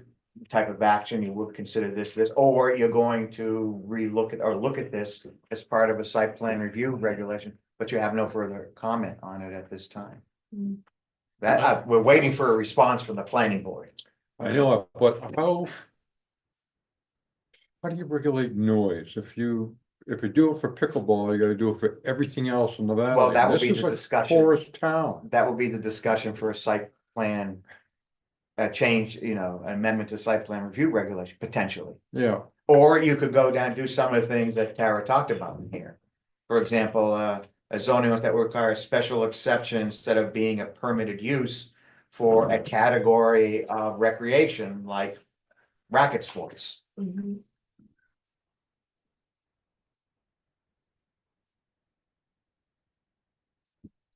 Or shooting sports, I think you also mentioned. Yeah. Tara. So was it not our resolution at the last meeting that since noise is not an ordinance matter, that is the responsibility of the planning board? Like the planning board doesn't administer or enforce noise. There's nothing in the zoning ordinances of the planning board that says anything about noise Correct. right now. And noise is typically that was the resolution. That we resolved that it wasn't a planning board matter. It wasn't, that it was the select board's responsibility to enforce zoning regulation. And that we could get at the noise problem by modifying the site plan review regulations. And I think that's what we decided to do. Is it a problem? Well, Have we had is it a problem? complaints? That would be first step. Well, at least we've had, one letter. Well, is it a problem? The answer is, It's too soon to tell. it's too soon to tell. B, the pickleball description, which was told to the planning board, is not that which was actually done. And is the noise pervasive for it because of that? Yes, it is. But So but there's nothing you can do about it. I think we have to look forward, right? So we're talking Right. about if others would like to build racket sports, pickleball court, whatever. I mean, the response of the planning board could be that given the concern expressed in this letter, the planning boards will look at including noise in its next look at the site plan review regulations, but beyond, that's it, that's all you'd have to say. I mean, that would be, yes, that would be the response of the select board. simply, that's the only action the planning board wants to take at this time. It's not, you're Yeah, not gonna go down some of these other paths you could take, like creating a new category in the use table. For unless we decide that's what we want to do, and then create it as a, you know, not a permitted right, but a SE. Requiring, you know, a ZBA determination on the matter. And I think that's what Tara is trying to point out. We're not talking about decibels, we're not that, all select board noise ordinance stuff. Mhm. We're asking about the other paths that could be taken by the planning board to get at potential noise issues that have been raised by residents. So what would the select board like, excuse me, what would the planning board like to say on the matter? You could say nothing. You can go back to the select board and say, we're not gonna take this issue up at the moment. Wait, so you're talking about like a neighbor playing their music too loud? Anything. Like that kind of thing? Well, no, that's an That's already enforcement. covered. That's a noise ordinance enforcement. What do you? There are what do you things stand that planning board could do, well, as Tara pointed out. You could try to get at the noise issue in the planning board process by creating, for example, a category. Rackets, outdoor racket sports, and try to put some kind of way to handle noise in that, maybe setbacks or landscaping. And then require a special exception instead of a permitted right in the use table. Or you can simply, as she said in her last sentence, another alternative would be to include noise in your site plan regulations, so you could require additional buffers and noise mitigation for any use through that process. So you could come back to the select board and say, in response to your request for an opinion on this proposed amendment, the planning board does intend to look at the issue of noise through a review of its site plan regulation, maybe something there. Or maybe, hey, we're gonna look at our use table. Yeah. What do you want to do? What does the planning board want? Or you can come back to the select board and say, we have no comment on the matter at this time. so. Yeah, I like either one of both of those, because what we're talking about here is pickleball players generally are rowdy. You know, and I You don't see some of think those we- ladies on that court? I know, but this is about, Don't you get in know, front of that phone pickleball. call comes in, public safety goes down, Patrick says, hey, can you guys hold it down a little bit, you know, we gotta, you know what I mean? I think we're making too much out of this. I agree. It was one letter. Oh, Um, no. We have, I did a lot of research on this, when I was out in California. And towns are up in Okay. freaking arms about this stuff. Absolutely. The noise But is one letter drives isn't people. well, but we had a number of Do people. we have more than we one had people complaint? show up. in the town. Well, wait a minute. Not yet. Wait a minute, you have to understand, Yeah. This is preventative, so that we do it right. People. the amount of pickleball that has occurred in Craig's area so far has been de minimis. Oh, but we're not talking about Right. Craig But- But specifically. it's not Craig, it Yeah. could be anywhere, and let me tell you. You look around and the problem with pickleball isn't the disruptive women that play. Or men that play, or Come on, Mike. or the childless point. cat people. Point is, Point is, the noise off of the wiffle ball off Yeah, the the solid ding. bracket. Is the same as, it's most likely compared to a truck backing up. All right, so hang on for a minute, everyone. This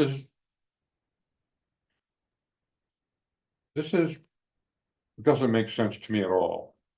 And I'm gonna direct it to the select board. It doesn't make sense to me at all, because we have had more complaints about the wedding noises that go on, but nothing's been done about it. So why are we spending all this time on a pickleball court that I have heard very little noise from? because we're not talking And about it's not the this pickleball. pickleball court. It's I'll about let the Nancy- noise I level. think I'd say the same thing. Yeah. So Yes, we're not talking let about me it. finish. but- Let yeah, me no, finish, You're Shirley. being specific. It's about the noise. It's not about It's specific pickleball, noise. but it's, what I'm getting at is we have very few people that have complained about this, but more people have complained about the wedding noises at night. Mhm. What's going on? Well, at 10 I don't o'clock, quite if there's get a it. complaint, then they go out and shut it down. Because they can only have that noise. That's not an Till 10 answer, p.m. that's, Well. That's Well, what our, it is an answer. Well, that it is what is our an noise answer. ordinance Yeah. says at this Yeah, point in so- time. I think. So we need to decide, are we gonna let our residents go freaking nuts until 10 o'clock? When the quiet hours start? so what I'm saying is that this one item, why wouldn't we have the wedding item in front of us as well, or other noises that Right. people make downtown would, The planning board can consider whatever it likes with Yeah. regard to zoning. I don't know how, you could prohibit, I suppose, try to prohibit weddings in a certain zone with, but that's not gonna happen. Prohibit. no, it's not. I don't think we can. We're talking about the potential expansion. I mean, this is how I would look at it, as a member of the planning board, not the select board. Forget this letter.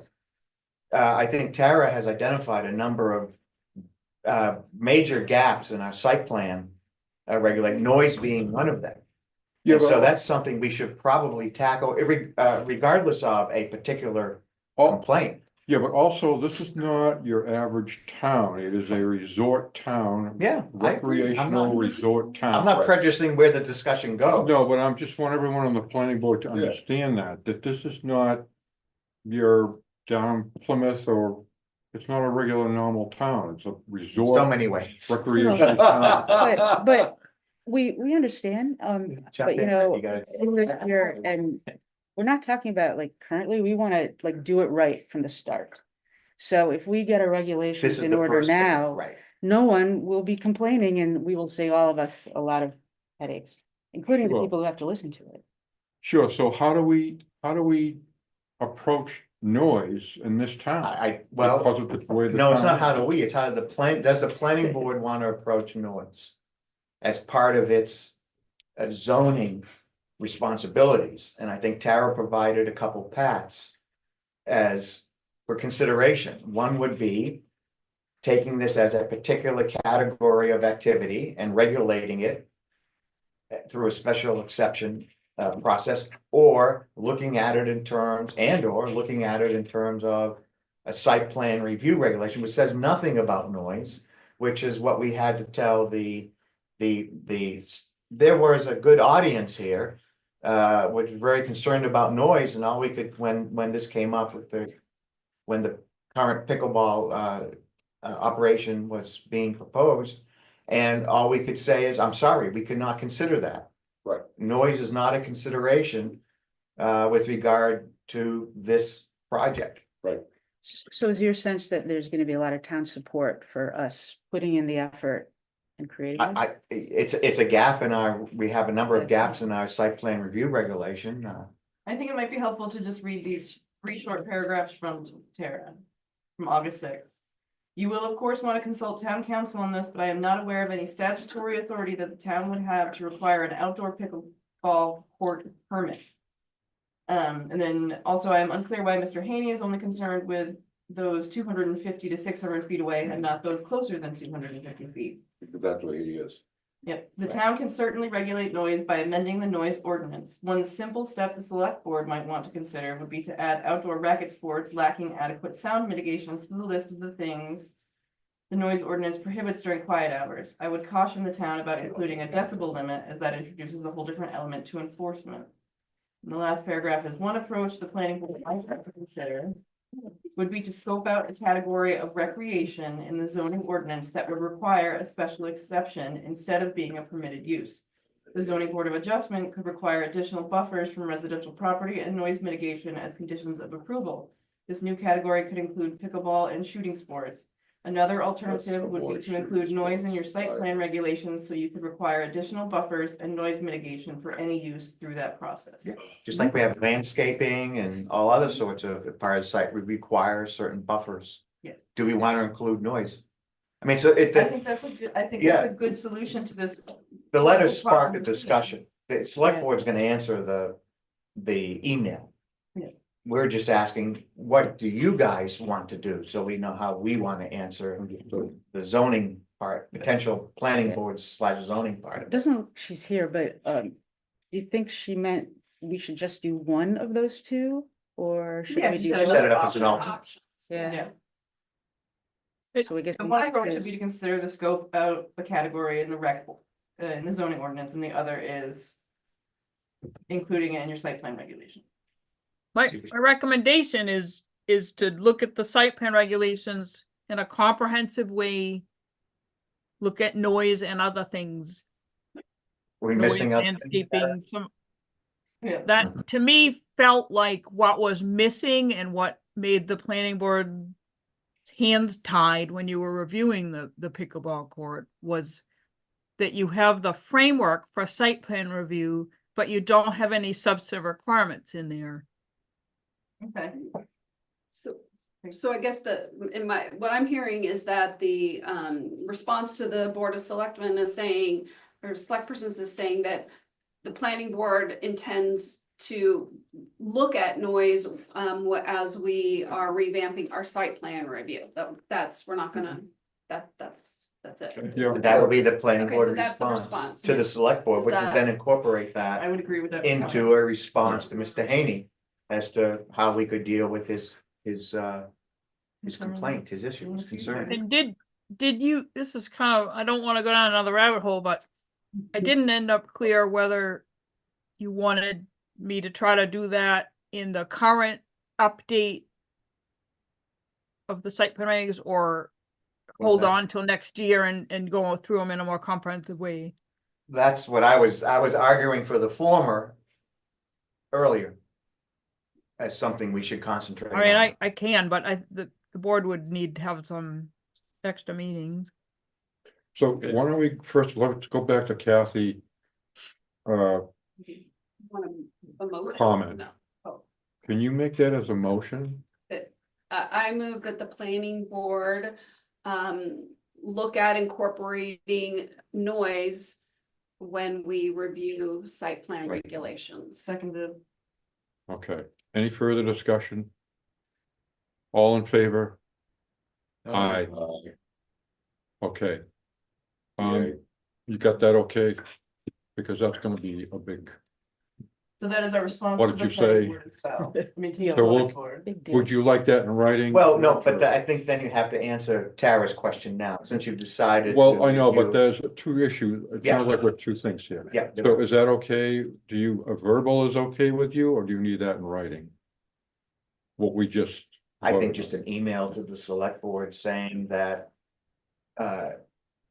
Per your request, we reviewed the issue raised by Mr. Haynes, the planning board, and it's decided that.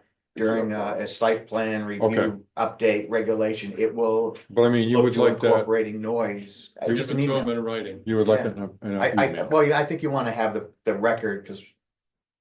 Complete in writing. Yeah, well, okay, so it's in our minutes, and I'll take what's in the minutes to you. Or to the select board. Yes. And then to your second point, though, is Yeah. then when Yeah. we get to reviewing the site plan regulations, that would be included. It's not that that's something we're gonna be discussing in October, right? Well, but I think that's what Tara is asking, I okay, don't- since I we've didn't think you decided were. to include. To begin the process, I don't know how you wanna put it. To figure out how we can include noise in our site plan review regulations. When, where, what do you want Tara to do as the planner in this regard?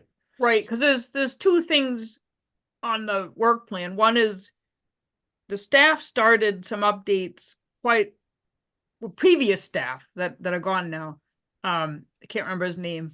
And that left hanging, and we were gonna finish that and add the stormwater regs. And there were some things we identified during March's zoning amendments to circle back to as well. So I have a list and was gonna do that. But a bigger picture item on your work plan was to look at the site plan regulations, look at what some other communities have for substantive requirements, and think about adding some information about some requirements for noise and landscaping and other things that would typically be in site plan regs.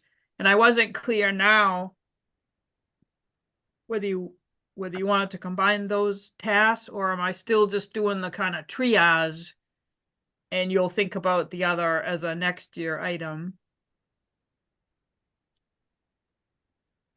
I think we should think about it as a next year item. Okay. There's we've just already decided we've got a lot on our plate in the next We got a 2 to 3 ton months. going Yeah, on, like- yeah. Sketch the I permit just wanted to check on that. and going down the path of Yeah. zoning amendments Mhm. Yeah. as opposed to site plan review. Well, I think comprehensive site plan Regret this. review is our objective. And I think a comprehensive in that, the controversy that erupted over the landscaping surrounding the new condominium complex, the 12 units that was built on, that they refer to as the monolith. That In the villas? The villas, yes. that that matter could have been more easily resolved if we had more comprehensive site plan review regulations. So Was I'm, that- so why don't I triage your eggs and give you some examples to get you started on that project? Okay, Okay. I'm in favor of that, Sounds good. Yeah, but the sooner we start, the better. I agree. And that I would also, if another, segment of, let's just say that our Waterville Valley Athletic Association were to build 6 pickleball courts behind the swimming pool. They could. They could, They have room for that. so, I've been raising the point. Nobody said anything to me anyway, but say it happened. Then we would have a much bigger pickleball noise problem. But I think I too, don't need just one letter from one resident No, I to think say, it sparked a let's discussion. just be proactive about this. right, but I also think we've too, I decided we think will. that I was a little bit frustrated because we had this whole conversation of putting all these pieces of the puzzle in place, and we never got it in writing. We never got it from the person that we said, was like, oh, yes, I'll do this, I'll do this. And I felt like that's kind of was on us, and we Yeah. could require that going forward if there was I think something that like, that's- it's like, when we want, it's like, now, we know, like, if someone says they're gonna do something, we would like to see that in writing, we need it signed, so that it can But be we cannot enforced. say now, we cannot require noise mitigation. We cannot in any way, shape or form on someone who wants to build a pickleball court. I know, But if I'm they wondering say whether they're we gonna should do do. it, We don't stop- have They regular- say they're gonna Yeah. do it and It's say, another okay, you point. say you're gonna do it, will you put that in writing? And they say, That's different. yes, They That's- will, they said, That's different. but in this case, they said they were gonna do it, and they didn't. and they didn't, and there's nothing you can do about it. That's what I- I feel like could have been avoided. Yeah, and but I now wanna- Another that way we of saying know- this is that when we're listening to a developer, They all. we shouldn't believe what they say to us. We should only believe what they write and commit. Okay, Well, there was a written fact sheet, Yes, and in that fact sheet, there were understandings, and Yeah. based on those understandings, we, the board, did put down, did agree to, did require conditions subsequent. Right? We did do that. But it's Yeah. not enforceable because they didn't. Oh, sign no, it and conditions they- subsequent are indeed. but those things that he said he was going to do. Those were not conditions subsequent. I think that's where you're. They- That's they- so that- they- they- For example, We didn't- fencing unit said, never made conditions subsequent. The sound 8-foot, installation, the 8. never Right. made But- consistent. Because they Well- can't, because you don't have any regulations about sound. So we have a circle, circle. Which recently. is Yeah, why Okay, we. so we we make the just- regulations. But my point in bringing it up, not to go back. to Watching the tennis. is just so that if let's say in your example, that were to happen.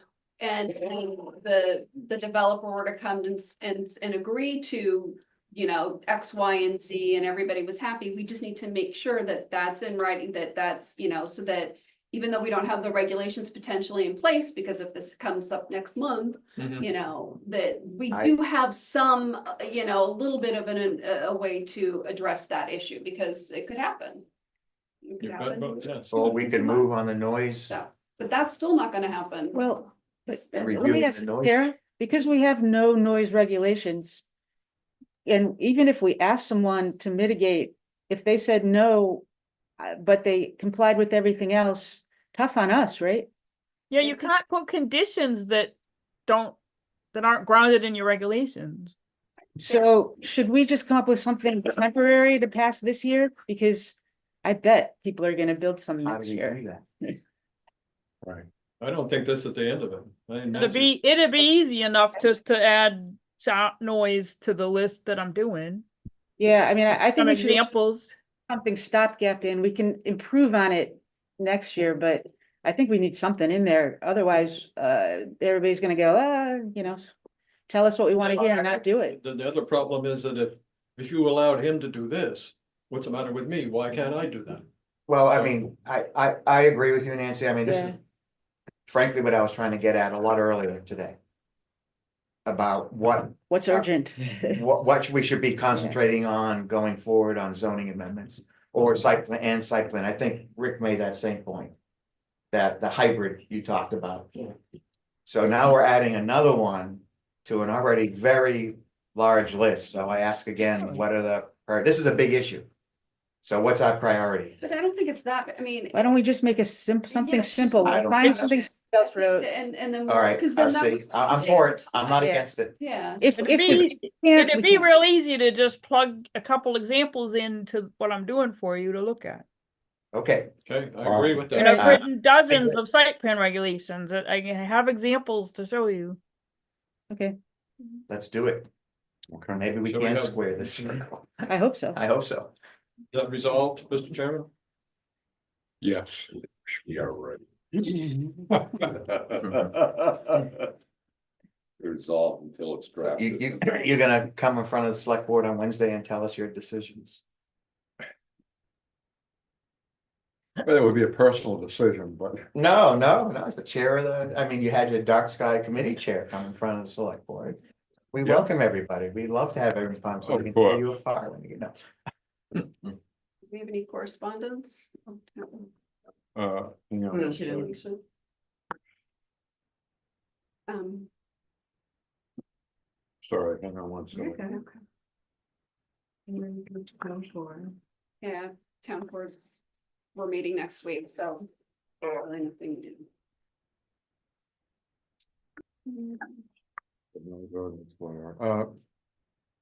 Okay. So just to be clear, that's resolved for now, that letter to you will be. Yeah, just get something to So us the planning board is and we'll done. take. Yeah, no, you're giving us, I hear what you said. Just get us something in writing. One is the one you originally asked me to draft. Yeah, yeah. The second one was the summary of what we discussed for the response to the planning board. Okay. Yeah. Okay. Then we'll take that and. Are you looking at, I'm sorry, did I miss something? No, you both had some good stuff to lay out there, so. We're happy. Correspondence, She just stepped away. I don't believe Stepped she away. would have let us know before she left. yeah, Yeah. and town core group We're meeting Tuesday, so. Tuesday. Yeah. Okay. Our Conservation Commission, so the commission, I believe is meeting this month again. The issue on hand is still the mitigation with the I always want to call it a river, but it's more of a brook coming It's not a into brook. the pond. It's The not a brook. So the Army Corps of Engineers said no, they're goodbye. The Forest Service What? gave us a verbal okay to go ahead and go with the mitigation, which is to take care of the silt coming into the pond. Right now, I wish Mark was here because he's got a lot more info on this, but right now we got no grants involved, but the town has X amount of dollars to work with Rick Vanderpool, who's gonna Right. head this up. Right, You so, probably know more about. well, no, it. so what happened was we were, the grant was denied. You just outlined perfectly what happened with Forest Service and the Corps of Engineer. So the select board at the last meeting voted to utilize the funds that were authorized by the town meeting in 2024, $50,000 to do a modified version of that silt mitigation plan. And I believe we're already in discussions with, and then Rick's gonna start pulling forward, but we had we're gonna use the $50,000 to do something. It's not gonna be the project that we originally intended. So it's moving forward. It's probably not gonna happen until But next so, spring, don't we summer. have to do a dredging this year? No, dredging is probably in 2026. 2 years. Yes, So the And town, that is, that's $750,000, more or less, try Oh, 2 wow. million, Try 2 2.2 million. million, and you're funding. that. 2.5 million. And you're. Oh, funding yes, and you will be joining me. Yeah, the town will do that. Everybody here. Or will not. join. Yeah, or not. so the way I understand it is the town was going to supply the equipment and Right. the labor Right, that will keep with the Rick cost down. Vanderpool to Right. keep the cost down to go forward with this, Right, going up the brook to keep the silt up there and not down here. as much as possible, right. Right, and I think we've got. The pond usually was about what, 15 feet deep or 20, 20 feet? 20 to 20, a little And now it's longer, about 8 feet, 8 or 9 feet. yeah, The because of the engineers, silt. big, silt, oh, Irene was a big part of it, Yeah. but silt. So we're looking at another potential silt mitigation project on the pond side of Valley Road Yeah, as part of the dredging project. So between the two of them, the one up brook, upstream, I guess, Yeah. that you had mentioned, Conservation Commission has been heading up, and then one is part of the right at the entrance of Snows Brook where it hits the pond. Another one there to help with silt mitigation, yeah, And that's- collection over the next and many, that's many $2.5 years. million. It's probably gonna come in somewhere in that vicinity. the the last dredging. time was 600,000, The now it's dredging, gone yeah. that much. Oh, no, that was It's a long crazy. time, that was a long time ago. 10 years, 8 years? Not that long. 8 years, I think, no, I think it was a little longer, I but thought it was wasn't 10 or 12 years ago. yeah, I was it 2000? Nine? Well, you were here, weren't you? 2009? yeah, was it? 10, 12, well, it was It was- before Irene. Yeah. Irene was in I actually got 11. pictures of it. 11, yeah. Yeah, So I thought it was 8, 9, I think it was 9. like that. I just popped in So my it's been head. a bit, yeah. So it's been 15 years. 15. Yes. By the time we get to it, it will be 17 years, I guess. Yeah, And everything is in deflated dollars. unfortunately. But inflation of 4% a year means prices double every 20 years. Right. So the Not fact 2 that years. it's, Yeah. it's But really when's that excessive. 20% or 9% here? That's only, this, you know, Well, for a that's- little that's a while, and whole it's discussion. now lower, so yeah, I think they're There wasn't. ripping us off. I'll ask her when I go. I understand. I can do the math too. and The other thing, It's a lot of I money. would keep looking. John, in big discussion, the For someone else Conservation to do it. Commission is the request on the donation Yep. Yeah, yeah, yeah, on the 18th. okay, so. Calendar review, October 10, the next meeting. Won't be, No, Next meeting is 9/26. Oh, 9/26, sorry, 9/26. that's a special I will meeting, be here for Discussion that. of the town planner. yeah, There's a At 8 working a.m. group of 3 people who will ahead of time. try to get things ready for us. and the next We'll regular try. meeting is for October 10. 10/10. I will try and call in. It's a special day. Yeah, so we'll have to do RVs, We good? terrace moments and VCNC1, environmental amendments, meet Tyrell. potentially. Well, I thought we were doing Tyrell in November. I don't know. I thought so too. At the earliest, I think, we gotta reread, We got a lot of. We work gotta to do review before, Tara's yeah, information that she just sent us. We'll look at that, and then we'll try and get Tyrell here in November. Agreed. Yeah, I'm here in November. I think. I'm sure James would love to come in and talk to us.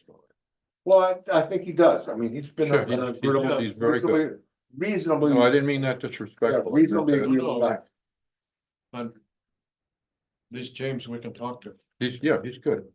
Did you also have on your list for the Conservation Commission, about the shoreline, like any thoughts about that? Or were we Well, gonna wait on that? We're gonna invite them in here, Okay. actually next in 10 on 10/10 for that purpose, I believe. We're gonna go home. pack a lunch. Yeah. Big agenda on the 10th of October. Yeah, I'm talk gonna about be pack a lunch, increased. close to it. Oh, I'll be in church. Oh, so anyone want to make a motion? I move that we adjourn this meeting. All in favor? Uh, Aye. Second and aye. Unanimous. So the recording is still on. We're getting Alicia to come down to stop the recording, so. Don't say anything. Yeah, that's right. So what a nice weather we're having now. What amazing weather we're having. Yeah. Yeah. Some rain, but So you had said there. we probably, you know what, I need to talk to Mark, 'cause I think it should be the three of us and I Mark. meant talk. for. You meant- This is the first meeting, Yeah, okay. Just making sure it is. to go forward with it. Now, you said you have a very Thank you. tight I schedule. might call you too when I make like I'm gone Wednesday. From October. through Friday next week. just to make sure, I guess. Okay, so what's today, Thursday, so we Won't should be able to meet be here, isn't he, for either of those days? Monday or Tuesday, better?